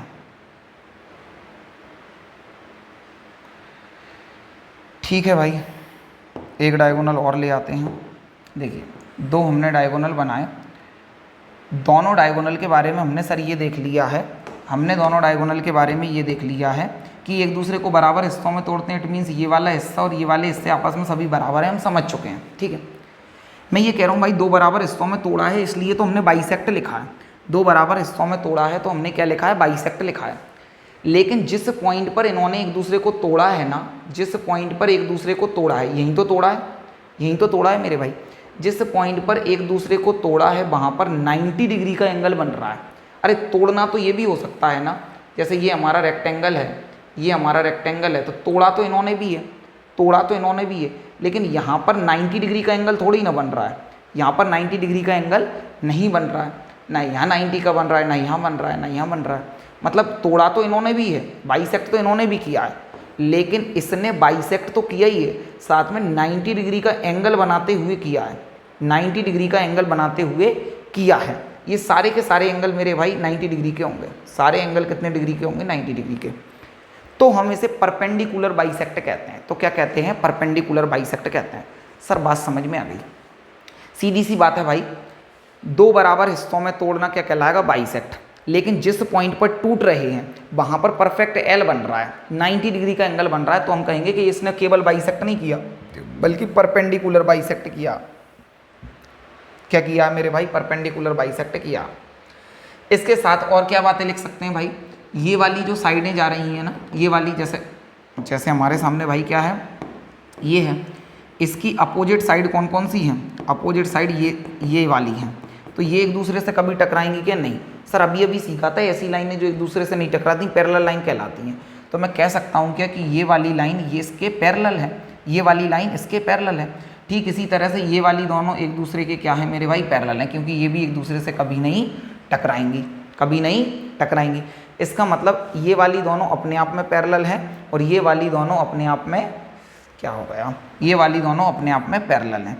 अच्छा, ये आमने सामने वाली साइड को कहते क्या है? आमने सामने वाली साइड को कहते क्या है मेरे भाई? तो आप बोलेंगे सर अपोजिट साइड कहते हैं। क्या कहते हैं? Opposite side. तो हम कह सकते हैं ना कि अपोजिट साइड पैरेलल होती हैं, अपोजिट साइड्स पैरेलल होती हैं। किसी को कोई परेशानी हो तो एक बार बोलो, opposite sides are parallel, opposite sides are parallel. ये लाइनें कैसी होती हैं मेरे भाई? पैरेलल होती हैं। अपोजिट साइड कैसी होती हैं? पैरेलल होती हैं। सभी साइडें बराबर होती हैं, 90 डिग्री का एंगल होता है, परपेंडिकुलर बाइसेक्ट करते हैं और अपोजिट साइड्स आर पैरेलल हमारी होती हैं। ये हमारी है स्क्वायर की। इसी तरह से भाई हमें रेक्टेंगल की भी देखना है, ट्रेपेजियम की भी देखना है, पैरेललोग्राम की देखना है, काइट की देखना है, सभी की देखना है। लेकिन मैं बारी बारी से आपको लिखाऊंगा नहीं, बारी बारी से आपको लिखाऊंगा नहीं। सर ये तो चीटिंग हो जाएगी, आप बार बार नहीं लिखा रहे हो। मैं सबसे इंपॉर्टेंट बता रहा हूँ आपको, सबसे इंपॉर्टेंट। जैसे हमने स्क्वायर को देखा ना, ऐसे सभी को बारी बारी से नहीं बता रहा हूँ, लेकिन मैं आपको एक सबसे इंपॉर्टेंट है जिसे हम पैरेललोग्राम कहेंगे। क्या कहेंगे मेरे भाई? पैरेललोग्राम कहेंगे। सर केवल पैरेललोग्राम पढ़ा रहे हो आप, अधूरा पढ़ा रहे हो, कोई बात नहीं, जितने भी क्वेश्चन है ना वो मैं सारे समझाऊंगा आपको, अच्छे से समझाऊंगा। पैरेललोग्राम सबसे मोस्ट इंपोर्टेंट होगा क्योंकि सारे क्वेश्चन हमारे इसी से बनने वाले हैं। ट्रेपेजियम से भी क्वेश्चन बनेंगे, ट्रेपेजियम को समझाऊंगा क्या है। अब पैरेललोग्राम की प्रॉपर्टी समझिए। सर ये वही है ना जिसमें हमने रेक्टेंगल में मार के बनाया था, रेक्टेंगल ऐसा था। जब मेरे सामने रेक्टेंगल अच्छा बन सकता है तो मैं इसे क्यों बनाऊं? क्या है भाई, देखिए हमारे सामने भाई क्या है, रेक्टेंगल ये है, ये हमारे सामने क्या है, रेक्टेंगल है। सर रेक्टेंगल में हमें गुस्सा आया था तो हमने इसमें मारा था तो पैरेललोग्राम में लगाया था, बिल्कुल सही बोल रहे हो, आपको सही याद है, यही हमारा क्या है, पैरेललोग्राम है। क्या है मेरे भाई? पैरेललोग्राम है। इसकी प्रॉपर्टी समझना इज मोस्ट इम्पोर्टेंट। सर इसकी प्रॉपर्टी में क्या है कि ये वाली साइड ना इसके बराबर है, हमें याद है, क्यों? क्योंकि रेक्टेंगल में ही बराबर होती है, बिल्कुल सही है। सर ये वाली साइड इसके बराबर है, बिल्कुल ठीक है। इसका मतलब क्या है? अच्छा इसे नाम दे दें पी क्यू आर एस। तो सर ये जो पी क्यू लाइन है ना ये आर एस के बराबर है, इसे एस आर भी पढ़ सकते हो, एक ही बात है। तो सर क्या है ये पी क्यू जो लाइन है हमारे सामने, पी क्यू जो लाइन है वो हमारे एस आर के बराबर है, एस आर के बराबर है। और क्या है? एंड। और क्या है मेरे भाई? सर ये वाली लाइन इस लाइन के बराबर है, इसका नाम क्या है? तो सर क्यू आर नाम है। क्या है? Q R. सर मेरा मन तो आर क्यू बोलने का कर रहा है, अरे बोल दीजिए, उसमें क्या परेशानी है भाई। क्यू आर किसके बराबर है? पी एस के। क्यू आर किसके बराबर है? पी एस के बराबर है। किसी को कोई परेशानी है क्या भाई? किसी को कोई परेशानी है क्या कि ये लाइनें एक दूसरे के बराबर हैं, मतलब अपोजिट साइड बराबर होती हैं। अपोजिट साइड कैसी होती हैं? बराबर होती हैं। ठीक है सर, अच्छा लगा भाई। मुझे एक बार सोच के बताओ, इस शेप को ध्यान से देखना, इस शेप को ध्यान से देखना कि अगर मैं ये हमारे सामने शेप है, अगर मैं इसे और खींचता जाऊं तो मुझे सच सच बताना, ये वाला कोना इस वाले कोने से, मतलब ये वाले और इसकी दूरी बहुत बढ़ गई है या नहीं बढ़ी है? बहुत बढ़ गई है। और इन वालों की दूरी इसकी तुलना में तो कम हुई है, इसकी तुलना में तो मेरे भाई क्या हुई है? कम हुई है। बिल्कुल सही बोल रहे हो सर। याद करके दिखाओ, जब ये रेक्टेंगल हुआ करता था, अरे बना तो रेक्टेंगल से ही है ना, बना तो रेक्टेंगल से ही है। उस समय जब आपने इसमें डायगोनल बनाने की कोशिश की थी, क्या हो रहा है भाई? उस समय जब आपने इसमें डायगोनल बनाने की कोशिश की थी, जब आपने उस समय इसमें डायगोनल बनाने की कोशिश की थी, उस समय क्या हुआ था? सर उस समय ये हुआ था कि ये डायगोनल बिल्कुल बराबर थे, डायगोनल बराबर थे, यही हमने पढ़ा है। ये वाला डायगोनल इस वाले डायगोनल के बराबर है, ये दोनों डायगोनल आपस में कैसे हैं? बराबर हैं। सर हमें याद है आपने ये भी बताया था, ये बराबर इसलिए हैं, ये बराबर इसलिए हैं क्योंकि इनके वर्टेक्स पर, कोनों पर 90 डिग्री का एंगल बन रहा है। इसका मतलब सर 90 डिग्री का एंगल बनता है ना, तब ये एक दूसरे के बराबर हो जाते हैं। अच्छा इस पर 90 का है तो इस पर भी 90 का होना चाहिए, दोनों पर 90 का होगा तब बराबर होगा। और इन पर भी 90 का ही होना चाहिए, इन पर भी कितने का होना चाहिए? 90 का होना चाहिए। लेकिन सर हमें इतना पता है कि जब ये तिरछा हुआ तो ये 90 का नहीं रहा, ये 90 का नहीं रहा। मुझे बताओ भाई, ये वाला एंगल और ये वाला एंगल 90 से कम हुआ है या बढ़ा है? 90 से कम हुआ है या बढ़ा है? सर ये 90 से कम हुआ है, क्योंकि पहले रेक्टेंगल में कुछ साइड ऐसी थी और ये झुककर अब ऐसी हो गई है, इसका मतलब ये 90 से सर कम हुआ। अच्छा ये वाला 90 से कम हुआ है या बढ़ा है? सर ये वाला 90 से तो बढ़ा है, ये वाला बढ़ा है। मैं आपसे ये पूछूंगा कि ये वाला और ये वाला, मतलब एंगल Q और एंगल S, ये साथ में कम हुए हैं ना? साथ में कम हुए हैं, देखो हाँ या ना, ये वाला और ये वाला साथ में कम हुए हैं। और ये वाला और ये वाला, ये वाला और ये वाला साथ में क्या हुए हैं मेरे भाई? बड़े हैं। क्या हुए हैं? बड़े हैं। ठीक है सर, कहना क्या चाहते हो? मैं कहना ये चाहता हूँ कि ये दोनों साथ में कम हो रहे हैं, ये एक्चुअल में एक दूसरे के बराबर हैं, एक्चुअल में एक दूसरे के बराबर हैं। मतलब जो एंगल हमारा Q है ये बराबर होगा एंगल S के, हमेशा बराबर होगा। ये एंगल कौन से कहलाते हैं? सर ये आमने सामने वाले एंगल हैं, इन्हें अपोजिट एंगल कहते हैं। बिल्कुल ठीक है, क्या कहते हैं? Opposite angle. ठीक इसी तरह से ये वाला एंगल इस एंगल के बराबर होगा, ये वाला एंगल इस एंगल के बराबर होगा। बोलो हाँ या ना? तो ये क्या है मेरे भाई? एंगल R और एंगल P। एंगल R किसके बराबर होगा? एंगल P के बराबर होगा। इसका मतलब हम क्या समझे? अपोजिट साइड्स आर इक्वल, ये अपोजिट साइड थी और ये अपोजिट एंगल, मतलब अपोजिट एंगल भी कैसे होते हैं, बराबर। ये 110 डिग्री है, ये भी 110 होगा, ये 120 है, ये भी 120 होगा, ये 70 डिग्री है, वो भी 70 होगा, मतलब ये एक दूसरे के कैसे होते हैं मेरे भाई, बराबर होते हैं। कैसे होते हैं मेरे भाई, बराबर होते हैं। और चीज़ें देख लीजिए भाई, और चीज़ें देख लीजिए। मैंने आपके सामने दो डायगोनल बना रहा हूँ, मैं आपके सामने क्या बना रहा हूँ मेरे भाई, दो डायगोनल बना रहा हूँ। दो डायगोनल बनाए मैंने आपके सामने, ठीक है भाई। कलर अलग कर दिया है समझ में आने के लिए, ठीक है। सर मैं आपसे एक बात पूछ रहा हूँ कि सर ये डायगोनल दोनों एक दूसरे के बराबर हैं क्या? दोनों एक दूसरे के बराबर हैं क्या? सर दोनों एक दूसरे के बराबर नहीं रहे, क्योंकि दोनों डायगोनल बराबर तो सर तब होते, दोनों डायगोनल तो सर बराबर तब होते जब 90 डिग्री का एंगल बनता है। यहाँ पर 90 का बना ही नहीं है, यहाँ पे 90 का बन रहा है क्या मेरे भाई? क्या हो रहा है भाई? यहाँ पर 90 का एंगल बन रहा है क्या सर? 90 का नहीं बन रहा, 90 का नहीं बन रहा। तो सर हमें ये भी दिख रहा है, हमें ये भी दिख रहा है, हमें ये भी दिख रहा है यहाँ पर कि ये इन दोनों की दूरी लगातार बढ़ती जा रही है, इन दोनों की दूरी लगातार बढ़ती जा रही है, और इन दोनों की दूरी बढ़ रही है, इन दोनों की दूरी बढ़ रही है, इन दोनों की दूरी बढ़ रही है, और इन दोनों की दूरी कम हो रही है। उसकी तुलना में तो मेरे भाई क्या हो रही है? कम हो रही है।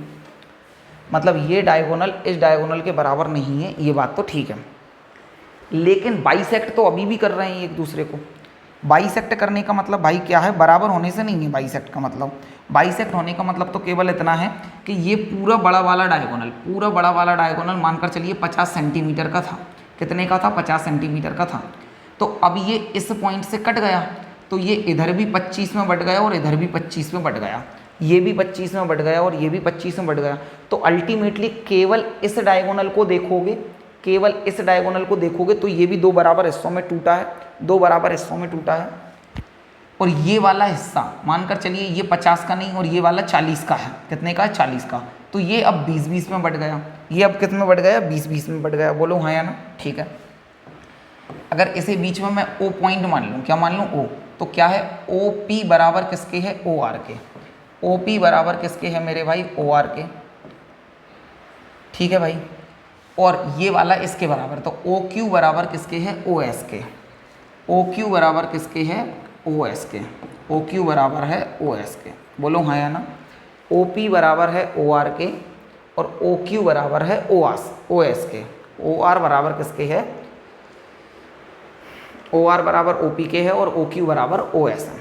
इसमें समझना क्या है कि डायगोनल एक दूसरे को बाइसेक्ट तो इसमें भी करते हैं। मोस्ट इंपोर्टेंट बातें हैं मेरे भाई ये, क्योंकि सबसे ज़्यादा क्वेश्चन आपको इसी से मिलने वाले हैं, सबसे ज़्यादा क्वेश्चन इसी से मिलने वाले हैं। आगे बढ़ जाएं क्या? अभी तक हमने क्या सीखा है कि इनके अपोजिट एंगल बराबर होते हैं। इसमें क्या सीखा था? अपोजिट साइड बराबर होती है, ये साइड उसके बराबर है। और इसमें क्या सीखा है मेरे भाई? इसमें सीखा है कि ये एक दूसरे को बराबर हिस्सों में तोड़ेंगे, ये इसके बराबर होगा, ये इसके बराबर होगा। सभी आपस में बराबर भले नहीं है, सभी आपस में बराबर तो रेक्टेंगल में थी, स्क्वायर में होती हैं, लेकिन इसमें इतना ही हमें सीखना है, इसमें इतनी ही बातें हमें सीखना है। एक और इम्पोर्टेंट बात सीखना है भाई, एक और इम्पोर्टेंट बात सीखना है कि अगर ये पैरेललोग्राम है, अगर ये पैरेललोग्राम है तो इससे मैं और साइड बढ़ाऊँ, क्या बढ़ाऊँ मेरे भाई? इनकी ये दोनों साइडों को मैं और आगे तक बढ़ाता जा रहा हूँ। ये ऊपर वाली साइड को मैं क्या कर रहा हूँ मेरे भाई? और आगे तक बढ़ा रहा हूँ, बढ़ा रहा हूँ। और एक ये नीचे वाली साइड को भी बढ़ा रहा हूँ। इन दोनों को बढ़ाते बढ़ाते मैं इनफाइनाइट तक भी ले जाऊँगा, तो ये एक दूसरे से टकराएंगी क्या? सर नहीं टकराएंगी। इसका मतलब क्या होगा कि ये वाली साइड, माफ़ करिएगा, ये वाली साइड और ये वाली साइड आपस में पैरेलल भी हैं। आपस में कैसी हैं मेरे भाई? पैरेलल भी हैं। मतलब अपोजिट साइड बराबर तो हैं ही हैं, साथ में पैरेलल भी हैं। अपोजिट साइड आपस में कैसी हैं? पैरेलल भी हैं। ठीक है भाई। इन दोनों साइडों को तो हमने देख लिया, इन दोनों साइडों को हमने देख लिया है। देखिए क्या है, अब क्या है मेरे भाई? अब है हमारे सामने, मतलब पी क्यू साइड है एस आर के पैरेलल। पी क्यू साइड जो है वो एस आर के पैरेलल है। भाई पैरेलल का साइन ये होता है, ये जो इक्वल को ही मैंने खड़ा करके लिख दिया ना, अरे इक्वल का साइन ऐसे लगाते हो, इसी को खड़ा करके लिख दिया ना, तो यही हमारे सामने क्या हो जाता है भाई? यही हमारे सामने क्या हो जाता है? पैरेलल का साइन बन जाता है। किसका साइन बन जाता है? पैरेलल का साइन बन जाता है। मतलब पी क्यू पैरेलल है एस आर के, तो ये जो पी क्यू लाइन थी ये एस आर के पैरेलल है। पैरेलल का मतलब है एक दूसरे से कभी ना टकराएं, एक दूसरे से कभी ना टकराएं। भाई मैं इसकी ये वाली साइडों को आगे बढ़ा रहा हूँ, ये वाली साइडों को आगे बढ़ा रहा हूँ, बोलो हाँ या ना? बढ़ा सकता हूँ क्या मेरे भाई? बढ़ा सकता हूँ क्या?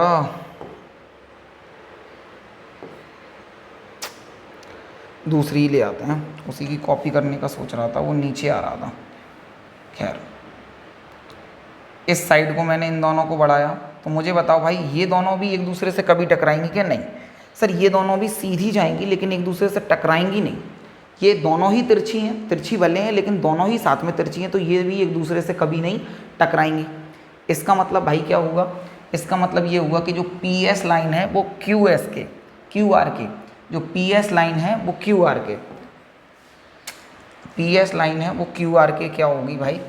जो पी एस लाइन है वो क्यू आर के भी क्या होगी? पैरेलल होगी। क्या होगी? पैरेलल होगी। पैरेलल होगी मतलब एक दूसरे से कभी नहीं टकराएगी, एक दूसरे से कभी नहीं टकराएगी। आई होप आपको ये सभी बातें अच्छे से समझ में आ गई होंगी। समझ में आ गई हो तो आगे बढ़ जाएं।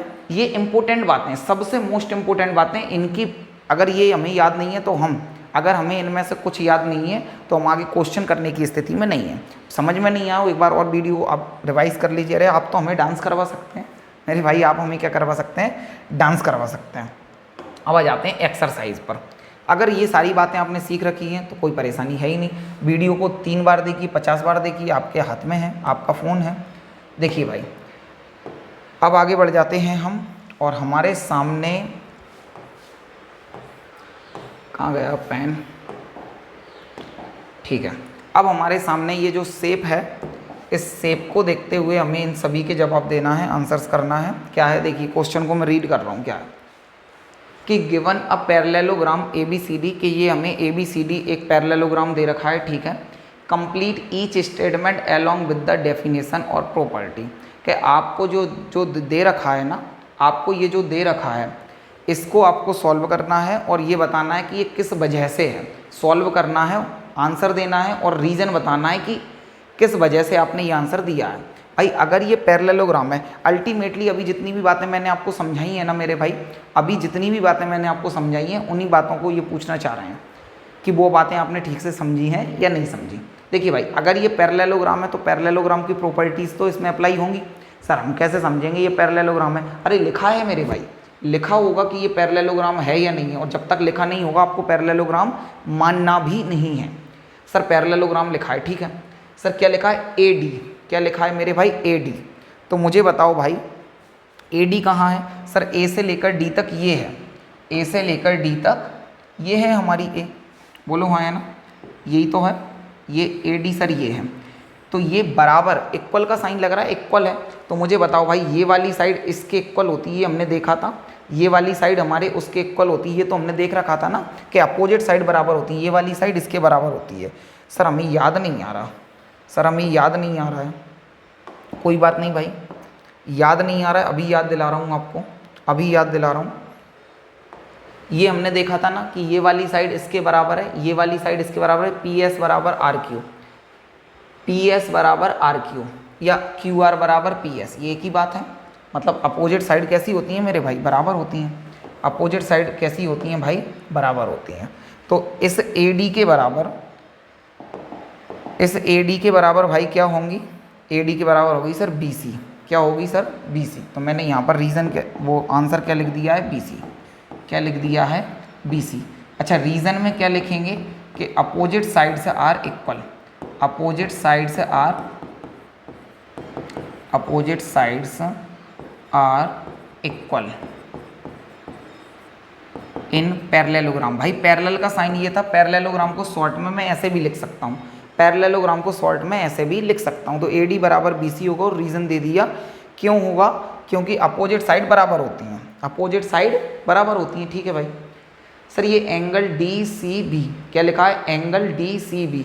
आपको पता है या नहीं, लेकिन मैं आपको बता रहा हूँ। एंगल ऐसी कंडीशन में क्या मानते हैं, जो जो दिया है उस पर उंगली रखते हैं हम। क्या रखते हैं मेरे भाई? उंगली रखते हैं।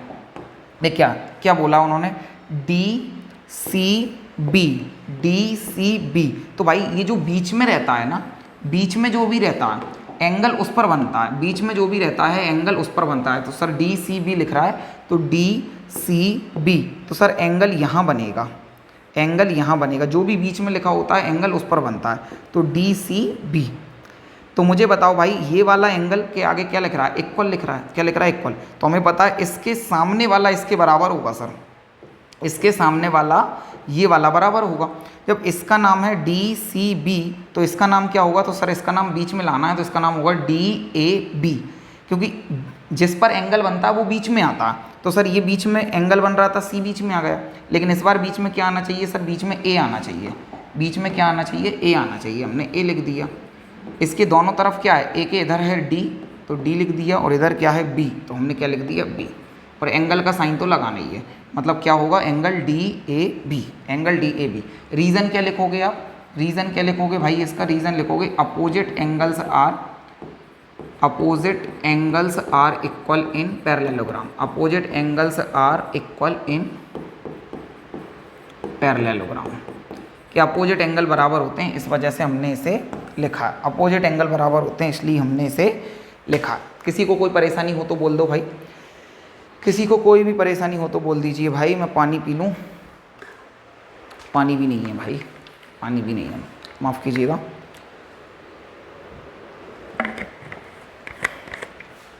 ठीक है, देख लीजिए भाई, अब क्या है हमारे सामने, नेक्स्ट देखते हैं। क्वेश्चन नंबर फर्स्ट और ये सेकंड तो हमने देख लिया, नेक्स्ट देख लीजिए क्या है। नेक्स्ट देखिए क्या है, अब लिख रहा है सर OC लिखा है, क्या लिखा है मेरे भाई, OC लिखा है।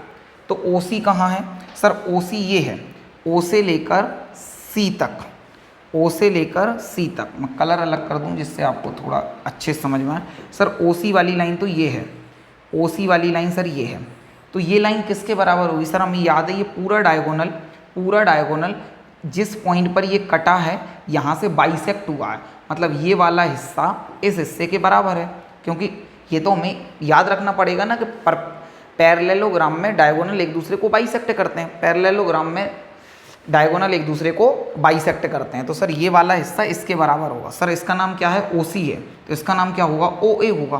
क्या नाम होगा मेरे भाई, OA होगा। तो इस OC बराबर क्या होगा, OA। OC बराबर मेरे भाई क्या होगा, OA होगा।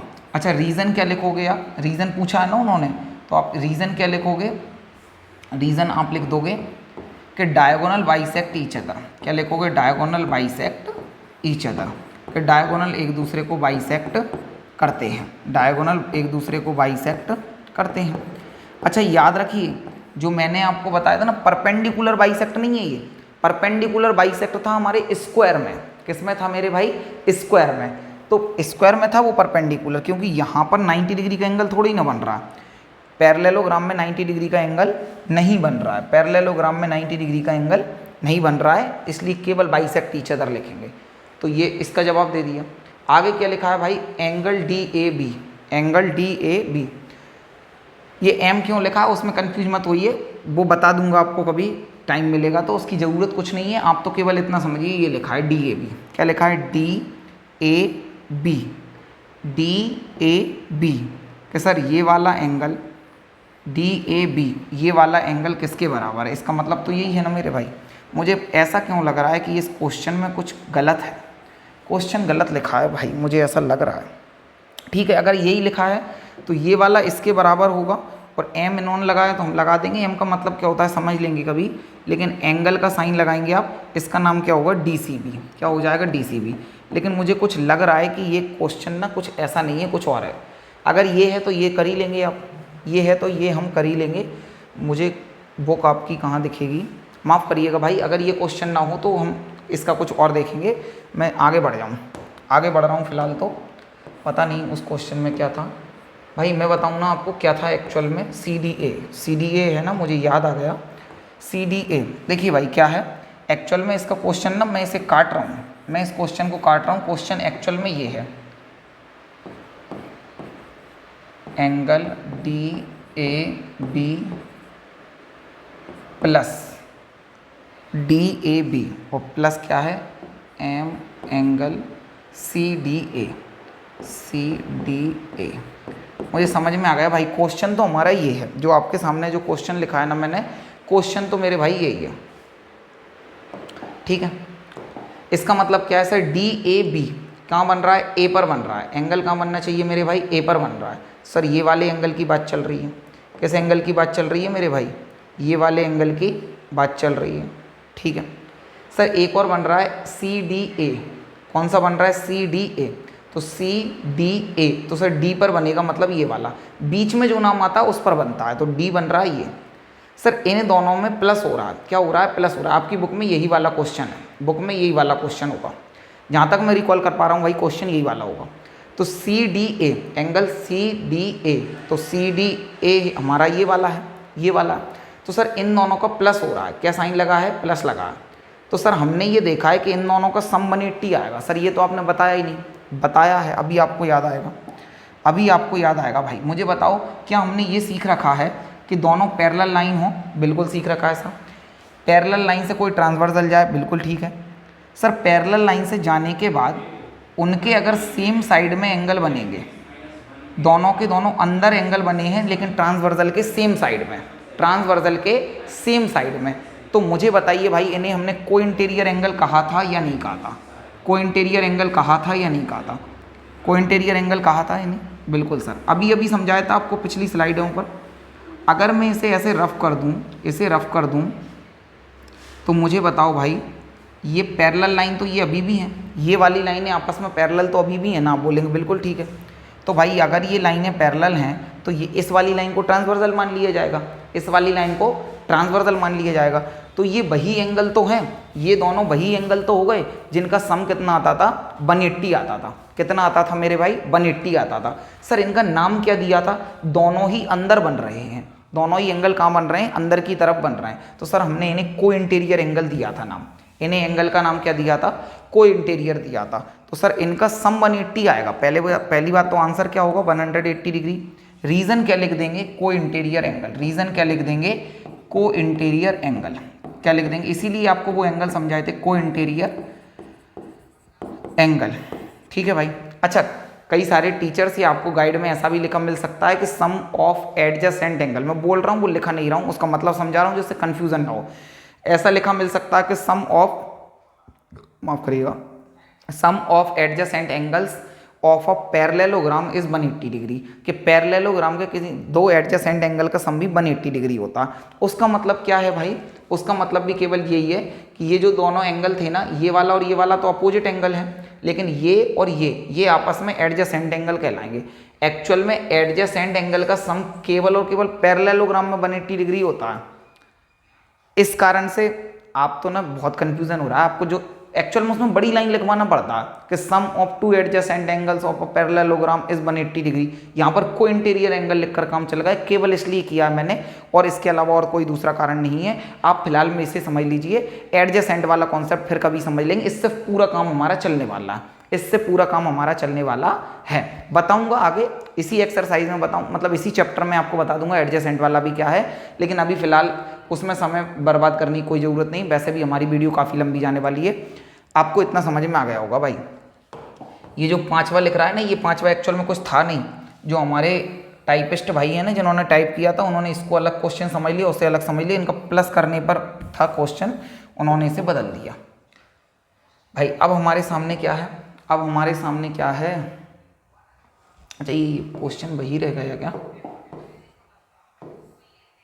ठीक है। क्वेश्चन नंबर अब हमारे सामने क्या है भाई, consider the following parallelograms, find the value of unknown X Y Z. कि कंसीडर द फॉलोइंग पैरेललोग्राम, पहली बात तो इन्होंने ही बता दिया कि ये पैरेललोग्राम है और बताना ही पड़ेगा। बोल चुका हूँ आपसे पहले ही कि अगर इन्होंने नहीं बताया कि ये पैरेललोग्राम है तो हमें समझने में थोड़ी सी परेशानी आ सकती है। ठीक है भाई, अगर इन्होंने नहीं बताया तो हमें पैरेललोग्राम मानने नहीं। पता नहीं मुझे ना एक्चुअल में भाई प्यास लगी हुई है, और उस प्यास की वजह से कभी कभी कुछ कुछ गलत वर्ड आ जाता है, क्या बोल रहा हूँ ठीक है, देखिए आगे देख लीजिए भाई। हमें एक्स वाई जेड फाइंड करना, और हमें पैरेललोग्राम जब तक नहीं मानना है जब तक कि पैरेललोग्राम उसमें लिखा ना हो। इसमें लिखा है, क्या बोला है कि हमें क्या फाइंड करना है, एक्स फाइंड करना है, वाई फाइंड करना है और जेड फाइंड करना है। ठीक है भाई, आगे बढ़ जाए, कैसे करेंगे तो बिल्कुल देख लीजिए भाई। मुझे बताओ, हमें ये पैरेललोग्राम है, ये क्या है पैरेललोग्राम, मैं सॉल्यूशन यहाँ से कर रहा हूँ, सॉल्यूशन यहाँ से कर रहा हूँ। मुझे बताओ भाई, एंगल जो हमारा बी है, एंगल कौन सा है, बी है, ये किसके बराबर होगा सर? ये बाय के बराबर होगा, क्योंकि एंगल डी पर क्या बन रहा है? बाय बन रहा है। एंगल बी और डी, एंगल जो बाय है ना भाई, बाय और 100 बराबर होंगे। क्यों? क्योंकि सर ये एक पैरेललोग्राम है और ये वाला एंगल और ये वाला एंगल आपस में अपोजिट एंगल है, आपस में अपोजिट एंगल है। और हमने सीख रखा है कि पैरेललोग्राम में अपोजिट एंगल बराबर होते हैं। इसका मतलब बाय किसके बराबर होगा? 100 के। बाय किसके बराबर होगा? 100 डिग्री के बराबर होगा। रीज़न क्या लिखेंगे सर? रीज़न तो लिख कर दिखाना पड़ेगा कि opposite angles are equal, opposite angles are equal in parallelogram. In parallelogram को शॉर्ट में ऐसे लिख देते हैं, opposite angles are equal in parallelogram में। तो बाय भी कितना होगा? 100 होगा। इतनी तो बात ठीक है भाई। अच्छा, एक्स और जेड भी तो निकालना है, एक्स और जेड भी तो निकालना है। तो मुझे बताओ भाई, ये वाली लाइन इस लाइन के पैरेलल है, ये वाली लाइन इस वाली लाइन के पैरेलल है, ठीक है। पैरेलल लाइन को हमने अभी ऐसे में समझा है, कैसे में भी समझ लो, उससे क्या फ़र्क पड़ रहा है। ये दोनों लाइनें भाई हमारी कैसी हैं? पैरेलल हैं। कैसी हैं? पैरेलल हैं। इनसे कोई ट्रांसवर्सल होकर जाएगी, इनसे कोई ट्रांसवर्सल होकर जाएगी। तो मुझे बताओ भाई, इसे मैं रफ कर दूं पीछे वाले को, तो उससे कुछ फ़र्क पड़ नहीं रहा है, उससे कुछ फ़र्क नहीं पड़ रहा है। तो भाई इसे ऐसे बंद करेंगे तो ये भी तो एक पैरेललोग्राम ही बन गया। बिल्कुल ठीक है। तो ये दोनों एंगल कौन से कहलाते हैं? तो आप बोलेंगे सर अभी अभी समझा था, को इंटीरियर एंगल कहलाते हैं। ये दोनों सेम साइड में ही होते हैं ट्रांसवर्सल के, ये कौन से कहलाते हैं? को इंटीरियर एंगल कहलाते हैं। क्या कहलाते हैं? को इंटीरियर एंगल कहलाते हैं। तो सर को इंटीरियर बराबर होते हैं कि नहीं सर? को इंटीरियर बराबर तो नहीं होते, को इंटीरियर बराबर नहीं होते, नहीं तो एक्स 100 होता, ये भी 100 हो जाता, बराबर नहीं होते। लेकिन सर इतना पता है कि ये एक्स और ये 100, ये एक्स और ये 100 जुड़कर 180 डिग्री आता है, 180 डिग्री आता है। रीज़न क्या लिख देंगे? को इंटीरियर एंगल। रीज़न क्या लिख देंगे मेरे भाई? को इंटीरियर एंगल। ठीक है भाई।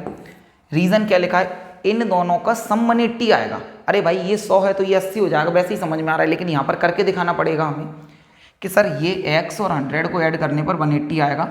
अगर मैं x को यहाँ रोकेंगे, आपको पता है सेकंड चैप्टर आपने अच्छे से समझ रखा है, तो आपको पता होगा कि ये 180 ये यहीं का यहीं रहेगा।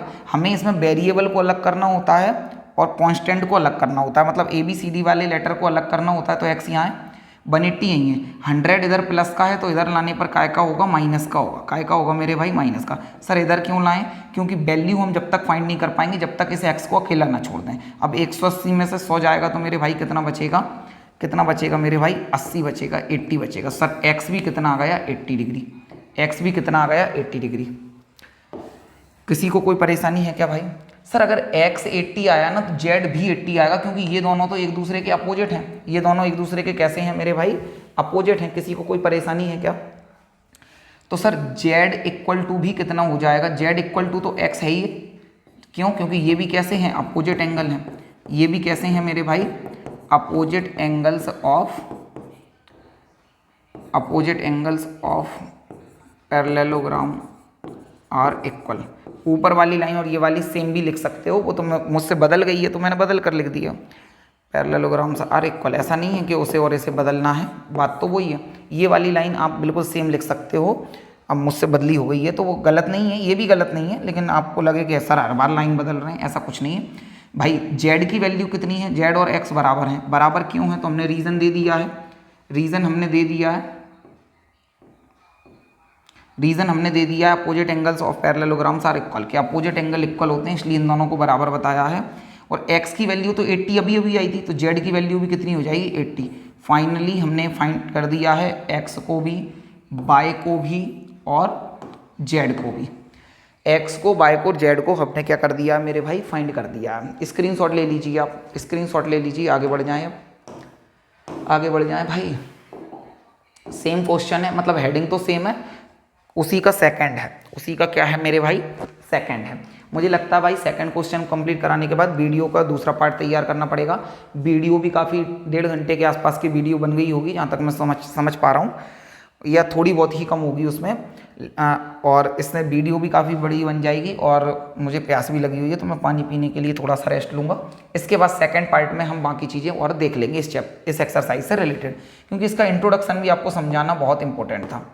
देखिए भाई, इसमें भी एक्स वाई जेड फाइंड करना है, इसमें भी एक्स वाई जेड फाइंड करना है। भाई देखिए इस क्वेश्चन को करने में ना आप एक बात समझिए, जैसे आपको जिसको लग रहा हो ना कि सर ये जेड और 50 बराबर होंगे, जेड और 50 बराबर होंगे, क्यों? क्योंकि अपोजिट एंगल है। तो मैं आपसे बोलूँगा मेरे भाई अपोजिट एंगल ना दोनों अंदर वाले होते हैं। अगर यहाँ पर एंगल बना होता और यहाँ पर बना है तो ये बराबर होते, लेकिन ये जेड कहाँ बना है? बाहर बना है। जेड कहाँ बना है मेरे भाई? बाहर बना है। तो पहली बात तो ये कि ये अपोजिट एंगल नहीं है, ये अपोजिट एंगल नहीं है। सर ये बात तो ठीक समझ में आई, लेकिन सर ये दोनों ना x और 50 ये पैरेलल लाइन कुछ सर ऐसी हैं और इनसे ट्रांसवर्सल होकर ऐसी जाएगी। तो ये ट्रांसवर्सल मान ली है हमने, ट्रांसवर्सल मान लिए। तो सर ये दोनों अंदर वाले एंगल हैं, इसलिए इन्हें को इंटीरियर एंगल कहेंगे। क्या कहेंगे सर? को इंटीरियर एंगल कहेंगे। और इनका सम 180 होता है। इसका मतलब 50 और x का सम 180 आएगा। 50 और x का सम भाई कितना आएगा? 180 डिग्री आएगा, 180 डिग्री आएगा। तो सर लिखा हुआ है कि x + 50 इक्वल टू कितना आएगा? 180। सर इसका रीज़न क्या होगा? रीज़न वही होगा भाई, को इंटीरियर एंगल। क्या होगा? को इंटीरियर एंगल। ठीक है भाई, को इंटीरियर एंगल। सर x की वैल्यू निकालेंगे ना तो ये 180 तो यही है, 50 को इधर पहुंचाएंगे तो ये प्लस का, इधर आने पर काय का हो जाएगा मेरे भाई? माइनस का हो जाएगा। काय का हो जाएगा मेरे भाई? माइनस का हो जाएगा। और 180 में से 50 माइनस करोगे तो 130 डिग्री बचेगा। कितना बचेगा मेरे भाई? 130 डिग्री बचेगा। सर x की वैल्यू तो आ गई, x की वैल्यू तो आ गई। सर अगर x की वैल्यू 130 है तो y की भी तो 130 होगी। क्यों? क्योंकि ये तो अपोजिट एंगल है। क्यों? क्योंकि ये तो अपोजिट एंगल है। इसका मतलब y की वैल्यू x के बराबर है और y की वैल्यू, x की वैल्यू तो अभी हमने निकाली है 130, तो x की जगह क्या रख देंगे? 130। इसका मतलब x की वैल्यू भी कितनी आ गई है? 130 डिग्री। सर y और x को बराबर दिखाने का रीज़न क्या है? तो हम लिखेंगे अपोजिट एंगल्स। लिख लेना भाई, वो वाली लाइन लिख लेना आप जो पहले लिखा रखी है आपको। ठीक है भाई, opposite angles are equal in parallelogram. ये पिछले में लाइन लिखा रखी है तो इस लाइन को मैंने छोड़ दिया। पिछले में लिखा रखी है ना अपोजिट एंगल्स आर इक्वल वाली लाइन, वो वाली लिख लेना आप। ठीक है भाई, एक्स वाई ये तो आ गया। अब सर जेड वाला रीज़न और दूँ, इस ब्रैकेट को मैंने यहीं बंद कर दिया और जेड वाला यहाँ सॉल्व करवा रहा हूँ। सर ये जेड क्या है? गौर से देखने की कोशिश करिए, याद करिए आप। हमने वहाँ जहाँ एंगल समझे थे वहाँ मैंने आपको बताया था कि दो पैरेलल लाइन हो और किसी सेम लोकेशन पर बने हों एंगल। जैसे ये भी पैरेलल के ऊपर और ट्रांसवर्सल के लेफ्ट में, पैरेलल के ऊपर और ट्रांसवर्सल के लेफ्ट में। ठीक है सर, इन एंगल को हमने क्या नाम दिया था? इन एंगल को मेरे भाई हमने क्या नाम दिया था? तो आप बोलेंगे हमने करस्पॉन्डिंग एंगल कहा था। क्या कहा था मेरे भाई? करस्पॉन्डिंग एंगल कहा था। मैं आपसे कह रहा हूँ भाई कि इसी जो हॉरिजॉन्टल हमने लाइन खींची है ना, इन्हीं लाइनों को मैं पैरेलल लाइन को ऐसे भी तो खींच सकता हूँ, इसमें भी क्या बुराई है? आप बोलेंगे बिल्कुल ठीक है सर। ट्रांसवर्सल को ऐसे बना दिया, अब भी ठीक है। सर लोकेशन तो अब भी सेम होना चाहिए, लोकेशन तो अब भी सेम होना चाहिए, बोलो हाँ है ना? मुझे बताओ भाई, मैं ये बोल रहा हूँ कि ये वाला एंगल तो इसकी लोकेशन क्या है सर? ये पैरेलल लाइन है, पैरेलल लाइन के राइट में ट्रांसवर्सल के ऊपर।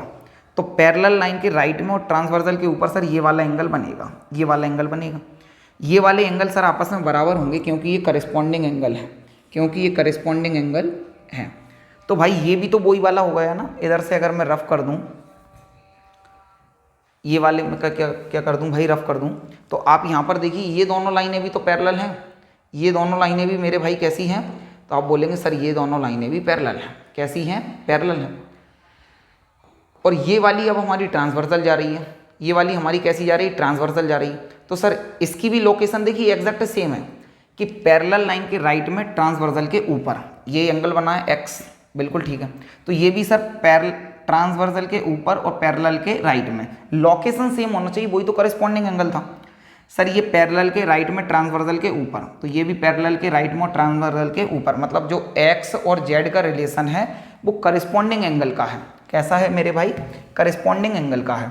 तो हमने क्या लिख दिया है कि x बराबर जेड है, ये z बराबर x है, एक ही बात है। z बराबर मेरे भाई क्या है? x है। z बराबर क्या है? x है। और x की वैल्यू तो हमने निकाली है, x की वैल्यू तो हमने निकाली है 130 डिग्री है, 130 डिग्री है। रीज़न क्या लिखेंगे यहाँ पर रीज़न लिख देंगे करस्पॉन्डिंग एंगल्स। क्या लिख? करस्पॉन्डिंग एंगल्स एक्चुअल में इक्वल होते हैं। करस्पॉन्डिंग एंगल्स, केवल इतना ही लिखना है, करस्पॉन्डिंग एंगल्स। भाई इसके आगे की स्पेलिंग नीचे लिख रहा हूँ, करस्पॉन्डिंग एंगल्स। Corresponding angles. ठीक है भाई, तो हमने एक्स वाई जेड इसमें सभी तीनों की वैल्यू कितनी आई है, 130 डिग्री आई है। स्क्रीनशॉट ले सकते हैं आप, स्क्रीनशॉट ले सकते हैं, या वीडियो को पीछे भी करके आप स्क्रीनशॉट ले सकते हैं, उसमें ऐसी कोई बात नहीं है। ऐसे देख लीजिए भाई, ऐसे देख लीजिए क्या है हमारे सामने, एक्स वाई जेड फाइंड करना है हमें। इसमें भाई फाइंड करने के लिए एक बात बताओ, जहाँ से दिमाग लगेगा वहाँ से लगाएंगे। पहली बात तो ये है कि ये माइंड में रखना है कि ये पैरेललोग्राम है। कैसे पता सर, ये हेडिंग में लिखा है ना पहले, ये हेडिंग तो सभी के लिए सेम ही चल रही है, बिल्कुल ठीक है। ये हमारे सामने भाई हमें क्या दिख रहा है, एक पैरेललोग्राम दिख रहा है। क्या दिख रहा है, पैरेललोग्राम दिख रहा है। ठीक है, पैरेललोग्राम है तो ये वाली लाइनें आपस में पैरेलल होंगी और ये वाली लाइनें आपस में पैरेलल होंगी। सर ये भी ठीक है, ये भी ठीक है। मुझे बताओ भाई, सोचकर जवाब देना, सोचकर जवाब देना है आपको कि ये जो बीच में ये क्रॉस बन रहा है कि नहीं बन रहा है। तो आप बोलेंगे सर क्रॉस तो बन रहा है, क्रॉस तो बन रहा है, बोलो हाँ या ना। ये वाला और ये वाला, ये क्रॉस बन रहा है। मैंने आपसे क्या कहा था, कैसा ही क्रॉस बन जाए, ये भी क्रॉस है, ये भी क्रॉस है, तो ये वाले एंगल आपस में एक दूसरे के बराबर होते हैं, बराबर होते हैं। इन्हें हमने वर्टिकली अपोजिट एंगल कहा था। क्या कहा था, वर्टिकली अपोजिट एंगल कहा था। तो मुझे बताओ भाई, ये वाला जो x दिख रहा है हमें, ये वाला जो x दिख रहा है और यहाँ पर कोई साइन नहीं है, तो यहाँ पर ऐसे परपेंडिकुलर का ये बना होता है, तो इसका मतलब 90 डिग्री माना जाता है, इसका मतलब 90 डिग्री माना जाता है। तो सर इसका मतलब ये हुआ कि x की वैल्यू 90 होगी, x की वैल्यू 90 होगी। क्यों होगी, क्योंकि सर ये क्रॉस बन रहा है, क्रॉस बन रहा है और x के सामने 90 डिग्री का बन रहा है। और रीज़न हम लिखेंगे वर्टिकली अपोजिट एंगल। रीज़न क्या लिखेंगे मेरे भाई, vertically opposite angle, vertically opposite angle, इसलिए ये बराबर होगा। तो सर हमने x तो फाइंड कर दिया पहली बार में ही हमने 6 लगाया और x की वैल्यू आ गई है, बोलो हाँ या ना। ठीक है भाई, सर x तो आ गया, ये 30 पहले से दिए ही है। सर बाय फाइंड कैसे करेंगे, बाय फाइंड कैसे करेंगे। तो देखिए भाई, मैंने ना आपको तरीके बता दिए हैं, मैंने आपको तरीके बता दिए, प्रॉपर्टीज़ बता दी। अब हम किस तरह से उन तक पहुंच सकते हैं, ये आपके अपने अपने तरीके हो सकते हैं। आप अलग तरीके से आंसर तक पहुंच सकते हैं, मैं अलग तरीके से पहुंच सकता हूं। तभी तो आपकी काबिलियत है, तभी तो आपकी काबिलियत है कि हमने तरीका रटा नहीं है कि सर ने किया वो ये स्टेप से करेंगे, नहीं, हमने सीखा है। तो हम जिस तरह से भी सोच पा रहे हैं हम सोचेंगे। सर हमने एक चीज़ सीख रखी है, बहुत पहले से सीख रखी है, आपने नहीं बताई, हमें तो बहुत पहले से पता कि ट्रायंगल कोई भी हो, ट्रायंगल कोई भी हो, इसके तीनों एंगल का सम 180 होता है। तीनों एंगल का सम कितना होता है सर, 180 डिग्री होता है। ठीक है, ट्रायंगल कैसा भी बना हो, ट्रायंगल के एंगल का सम कितना होता है, 180। ये ट्रायंगल नहीं बना, मुझे पता है। ये देखिए भाई, तो ये तो ट्रायंगल बना है, ये क्या बना है मेरे भाई, ट्रायंगल बना है, बिल्कुल ठीक है। ये क्या बना है मेरे भाई, ट्रायंगल बना है, ठीक है। अगर ये ट्रायंगल बना है, अगर ये ट्रायंगल बना है तो इसके तीनों एंगल का सम कितना होगा सर, 180 होगा। कितना होगा, 180। तो मुझे बताओ भाई, x तो हमने निकाल लिया, ये 30 है, और इन दोनों का जो टोटल आएगा उसको 180 में से माइनस कर देंगे, बाय आ जाएगा। कैसे सर, समझ में नहीं आया, कोई बात नहीं। x देखिए, हमने x लिखा, क्या लिखा मेरे भाई, हमने x लिखा, x लिखा प्लस, फिर क्या लिखा सर, बाय लिखा, क्योंकि बाय भी इसमें है। ठीक है, फिर क्या लिखा हमने, 30 लिखा, और इन तीनों का सम कितना आना चाहिए, 180। इसका रीज़न क्या लिखेंगे, क्योंकि सर हमने बहुत पहले पढ़ रखा है ट्रायंगल के तीनों एंगल का सम कितना होता है, 180 डिग्री। तो क्या लिखेंगे आप, angle sum property of triangle, angle sum property of triangle, angle sum property of triangle, property of triangle. ठीक है भाई, angle sum property of triangle लिख दिया। सर x की वैल्यू तो अभी निकाली है, 90 है। ठीक है, बाय का बाय रहने दो, 30 का 30 रहने दो, ये कितना है, 180। सर 90 और 30, जो बाय का बाय है, 90 और 30 ऐड करेंगे तो 120 हो जाएगा, ये 180 है। सर बाय को अगर यहाँ रोकेंगे ना, और रोकना ही पड़ेगा, 120 को इधर पहुँचाएंगे तभी तो वैल्यू आएगी। सर ये प्लस का इधर आने पर सर माइनस का हो जाएगा, और 180 में से 120 जाएगा ना सर, 60 बचेगा, तो बाय की वैल्यू हमारी 60 आ गई है। सर हमने x निकाल लिया, बाय निकाल लिया, x निकाल लिया और बाय निकाल लिया। सर z कैसे निकालें, z कैसे निकालें, तो भाई देखिएगा, गौर से देखिएगा z कैसे निकालेंगे हम। मैं आपके सामने ना कुछ बना रहा हूँ, z और फाइंड करना है हमें, z और फाइंड करना है। z फाइंड कैसे करेंगे, देखिए पहले ये बताओ, ये वाली लाइन, क्या कलर, कोई डार्क कलर लूँ, ठीक है, पहले ये वाली लाइन देखिए भाई, ये वाली लाइन और ये वाली लाइन एक दूसरे के पैरेलल हैं। ये दोनों लाइनें एक दूसरे के पैरेलल हैं। मैंने थोड़ा सा शेडेड करने की कोशिश की है। ये दोनों एक दूसरे के भाई कैसी हैं, पैरेलल लाइन है। कैसी हैं, एक दूसरे के पैरेलल लाइन है, बिल्कुल ठीक है। अगर ये पैरेलल हैं भाई, अगर ये कैसी है मेरे भाई, पैरेलल हैं, तो मुझे बताओ, ये दोनों लाइनों को मैंने और डार्क कर दिया है इसे, ये दोनों लाइनें एक दूसरे के पैरेलल हैं, बिल्कुल ठीक है। अगर ये दोनों लाइनें पैरेलल हैं तो मैं यहाँ से जो भी लाइन खींचने वाला हूँ, जो भी लाइन खींचने वाला हूँ, तो सर ये ट्रांसवर्सल होगी इसकी। ये दोनों लाइनें पैरेलल थीं, यहाँ से मैंने खींची तो ये ट्रांसवर्सल बन गई। और मुझे गौर से देखकर बताओ, मुझे गौर से देखकर जवाब दो कि क्या ये जेड बन गया है, क्या जेड बन गया है क्या मेरे भाई? ये बिल्कुल परफेक्ट जेड बन गया है क्या? सर जेड बन गया। अगर ये जेड बन गया तो ये वाला एंगल इस वाले एंगल के बराबर होगा या नहीं होगा? सर ये दोनों लाइनें पैरेलल थीं, यहाँ से हमने इस लाइन को खींचा तो सर ये जेड बन गया। ट्रांसवर्सल को खींचा तो ये बाय और जेड, बाय और जेड, हमें जेड बनता हुआ नजर आ गया है। जो हमने एंगल में सीखा था, ये वाला एंगल इसके बराबर होगा। और इनका नाम क्या था? नाम था अल्टरनेट इंटीरियर एंगल। इसका मतलब सर ये हुआ कि ये जो बाय है और जेड है, पिछली स्लाइड में समझाया आपको इसी वजह से, सर ये बाय है और जेड है, ये एक दूसरे के बराबर हैं। ये एक दूसरे के सर कैसे हैं? बराबर हैं। तो मैंने लिखा जेड बराबर है बाय के। और रीज़न क्या होगा? Alternate interior angle. रीज़न क्या होगा मेरे भाई? Alternate interior angle. ठीक है भाई, अल्टरनेट इंटीरियर एंगल। तो जेड की वैल्यू कितनी आ जाएगी? जो बाई की थी, और बाई की कितनी थी? 60 डिग्री। बाई की कितनी थी? 60 डिग्री थी। उम्मीद है आपको ये समझ में आ गया होगा। अच्छा सुनिए भाई, जितने भी क्वेश्चन मैं करा रहा हूँ आपको जरूर करना। कितना ही आसान लग रहा हो आपको, कितना ही मुश्किल लग रहा हो, मुश्किल लगता है तब भी वो बार बार प्रैक्टिस करने से आ जाएगा। आसान लग रहा है तब भी आप बहुत जल्दी ही भूल जाओगे अगर आपने उसे करके नहीं देखा है तो। फोर्थ है और इसके बाद उम्मीद है कि एक आध और होगा, फिफ्थ होंगे। इसके बाद हम इस वीडियो को यहीं रोकेंगे भाई। देख लीजिए भाई, थोड़े जल्दी जल्दी से कर लें अब हम, क्योंकि हमने कई सारी क्वेश्चन कर लिए। देखिए भाई, ये ट्रांसवर्सल है, सॉरी पैरेलल लाइन है। यहाँ से हमने कोई ट्रांसवर्सल खींची, इधर से हमने मिटा दिए। तो मुझे बताओ भाई, पैरेलल लाइन के ऊपर और ट्रांसवर्सल के लेफ्ट में लोकेशन सेम होना चाहिए। तो पैरेलल लाइन के ऊपर, ट्रांसवर्सल के लेफ्ट में, तो सर यानी करस्पॉन्डिंग एंगल कहते हैं। क्या कहते हैं सर? करस्पॉन्डिंग एंगल कहते हैं। सर 80 और जेड, 80 और जेड हमारे बराबर होंगे। क्या होंगे? बराबर होंगे, क्योंकि ये आपस में कैसे हैं? करस्पॉन्डिंग एंगल है, इनकी लोकेशन सेम है, इनकी लोकेशन सेम है। सर हमने सबसे पहले ना इसे कर लिया कि बाय और 80 अपोजिट एंगल है, तो इसके बाय की वैल्यू 80 आ रही, पहले ये कर लिया। उससे क्या फ़र्क पड़ रहा? आप पहले कोई सा भी कर लीजिए, पहले कोई सा भी कर लीजिए, बाय वाला कर लीजिए कि बाय किसके बराबर होगा? 80 के बराबर होगा। अल्टीमेटली आंसर निकालना है। रीज़न क्या होगा यहाँ पर?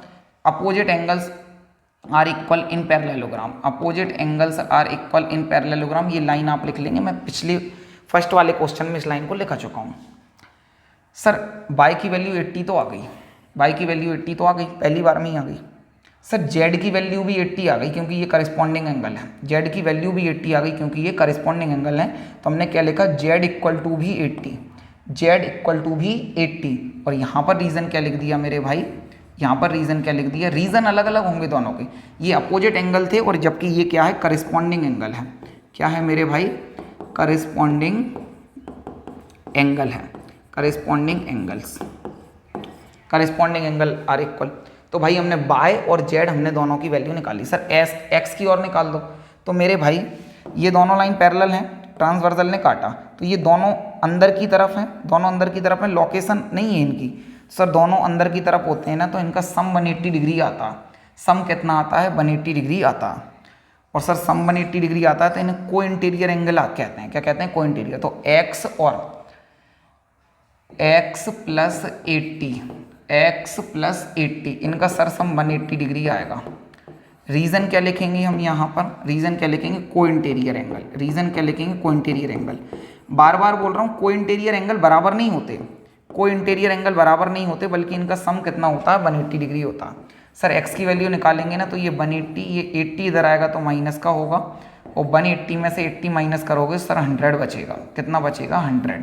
तो सर हमने एक्स की वैल्यू भी फाइंड कर ली, वाई की भी कर ली और जेड की भी कर ली। स्क्रीनशॉट ले लीजिए जल्दी से, स्क्रीनशॉट ले लीजिए भाई।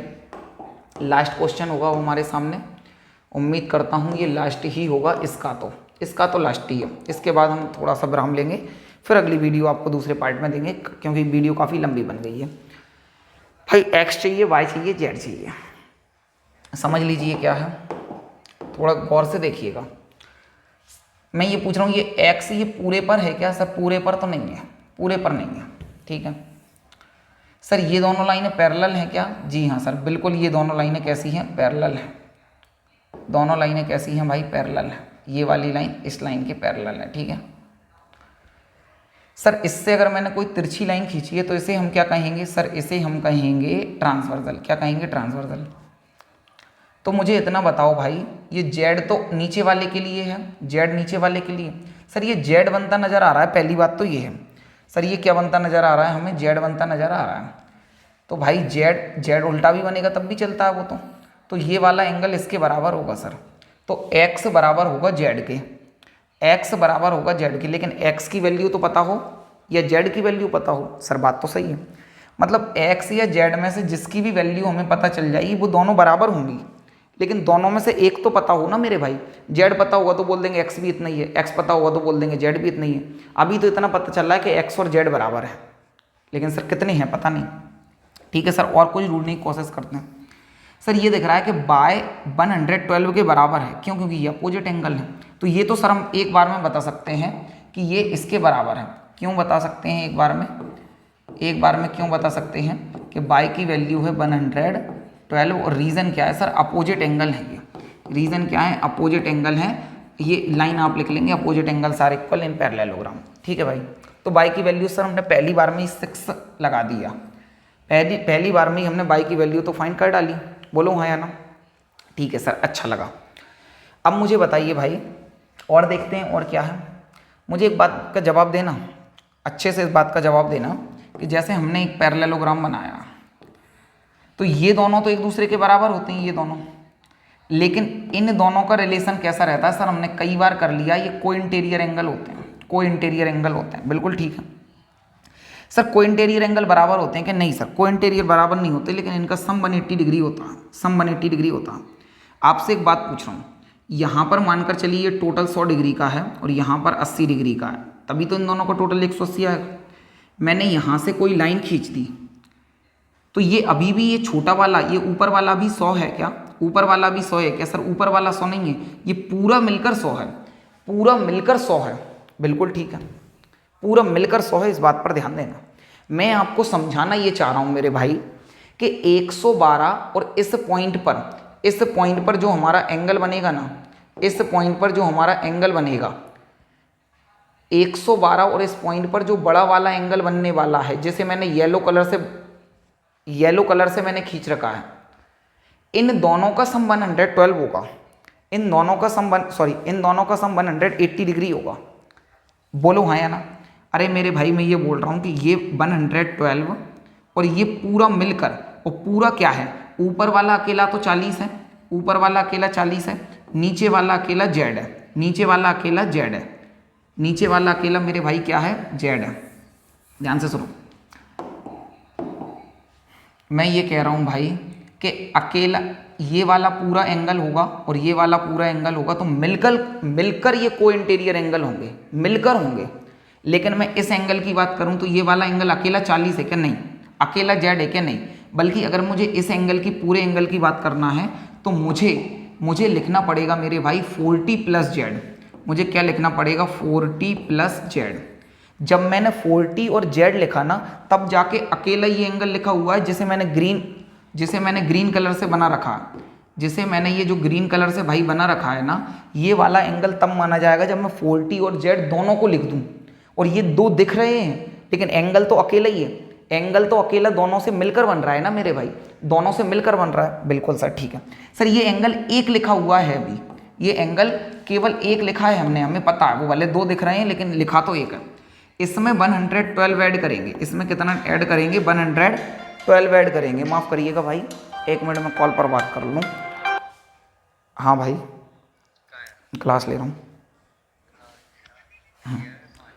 मैं लगा रहा हूँ अभी 10 मिनट से। देख भाई, देखिए भाई, मैं ये कह रहा हूँ कि ये वाला एंगल और ये वाला एंगल, सर ये अकेला एंगल है, हमने ब्रैकेट में क्यों लिखा है, जिससे पता चले कि ये अलग है। और इसमें ये 112 जोड़ेंगे तो सर ये 180 डिग्री आएगा, 180 डिग्री आएगा। सर इसका रीज़न क्या है, तो इसका रीज़न सर हमें याद है, को इंटीरियर एंगल का सम 180 डिग्री होता है। को इंटीरियर एंगल का सम कितने डिग्री होता है, 180 डिग्री होता है। सर इन्हें ओपन कर लें, उससे क्या फ़र्क पड़ रहा है, तो सर ये 40 था प्लस जेड है प्लस 112 है और इक्वल है 180 डिग्री। सर 112 है और ये 40 है, दोनों को जोड़ देंगे तो सर ये 152 हो जाएगा। कितना हो जाएगा, 152 हो जाएगा। बोलिए हाँ या ना भाई। और ये कितना है, 180 डिग्री है। सर जेड को रोकेंगे और ये कितना है, 180 इधर आएगा तो सर ये माइनस का हो जाएगा 152। कितना हो जाएगा, 152। सर इसे इसमें से माइनस करेंगे ना, 28 डिग्री बचेगा। सही घटाया है क्या मैंने, ठीक है। तो जेड की वैल्यू कितनी आ जाएगी हमारी, 28 डिग्री आ जाएगी। जेड की वैल्यू कितनी आ जाएगी, 28 डिग्री। सर जेड तो निकाल लिया, सर जेड तो निकाल लिया, बाय हमने पहले ही निकाल लिया था, एक्स नहीं निकाला अभी, एक्स नहीं निकाला। और याद करो, याद करो मेरे भाई, एक्स तो मैंने आपको शुरुआत में ही दिखा दिया था। कहाँ गया भाई, माफ़ करिएगा, आप वीडियो को ना पोस्ट करके पीछे, एक्चुअल में इसमें जो सिस्टम है ना, इसमें ये रिवर्स वापस नहीं हो पाएगा। अंडू के लिए एक अलग स्क्रीन होती है, जब मैं ग्रीन बोर्ड पर आपको शुरुआत में जो पढ़ा रहा था उसका अंडू हो जाता है, लेकिन इसमें ये वापस नहीं आ पाएगा। आपको क्या करना है, वीडियो को थोड़ा सा पीछे करिएगा और जो भी कुछ रह गया उसके लिए नोट कर लीजिएगा, क्योंकि उसमें हमने बाई की और जेड की वैल्यू तो निकाल ही ली है। बाई की और कौन कौन सी वैल्यू निकाल ली थी भाई, बाई की और जेड की वैल्यू तो निकाल ही ली थी। एक्स की वैल्यू और निकालना, तो वहाँ तक किया है, वो तो है ही है, वो तो है ही है। बस एक्स की वैल्यू और मुझे निकलवाना है, एक्स की वैल्यू और निकलवाना है। वीडियो को पीछे करके आप वापस से उसे देख लीजिएगा, वापस से आप उसे देख लीजिएगा, ठीक है भाई। एक्स की वैल्यू निकालने के लिए हम क्या करेंगे, एक्स की वैल्यू निकालने के लिए हम भाई क्या करने वाले हैं, मुझे बताओ। ये तो मैंने आपको शुरुआत में ही बता दिया था ना, ये तो मैंने आपको शुरुआत में ही बता दिया था कि ये दोनों लाइनें पैरेलल हैं। ये दोनों लाइनें कैसी हैं, पैरेलल हैं। ये ट्रांसवर्सल ने काटा है तो ये जेड वाले एंगल बन रहे हैं, मतलब एक्स और जेड, एक्स और जेड, जेड वाले एंगल हैं। सर इन्हें अल्टरनेट इंटीरियर एंगल कहते हैं। इसका मतलब एक्स और जेड कैसे हैं, बराबर हैं। एक्स और जेड मेरे भाई कैसे हैं, बराबर हैं। तो हमने क्या लिख दिया है कि एक्स बराबर किसके है, जेड के। अभी तक जहाँ तक लिखा था उसी के आगे कंटिन्यू कर रहे हैं, उसी के आगे कंटिन्यू कर रहे हैं। सर एक्स का एक्स है। सर जेड की जगह अभी अभी हमने निकाला था, अभी अभी हमने 28 डिग्री निकाला था। कितना निकाला था, 28 डिग्री। कितना निकाला था भाई, 28 डिग्री निकाला था ना, ठीक है भाई। 28 डिग्री निकाला था, तो एक्स की वैल्यू कितनी आ गई है, 28 डिग्री आ गई है। कितनी आ गई है भाई, 28 डिग्री आ गई है। ठीक किया है ना, एक मिनट मुझे सोच लेने दीजिए, ठीक है। तो उम्मीद है आपको ये समझ में आ गया होगा। मिलते हैं अगली वीडियो में, तब तक के लिए नमस्कार, have a nice day, take care, bye bye. अगली वीडियो पार्ट 2 में, ये वीडियो काफ़ी लंबी बन गई होगी, मुझे प्यास भी लगी हुई है। मिलते हैं अगली वीडियो में इसी तरह के, तब तक के लिए नमस्कार, जय हिंद, जय Bharat, thank you very much.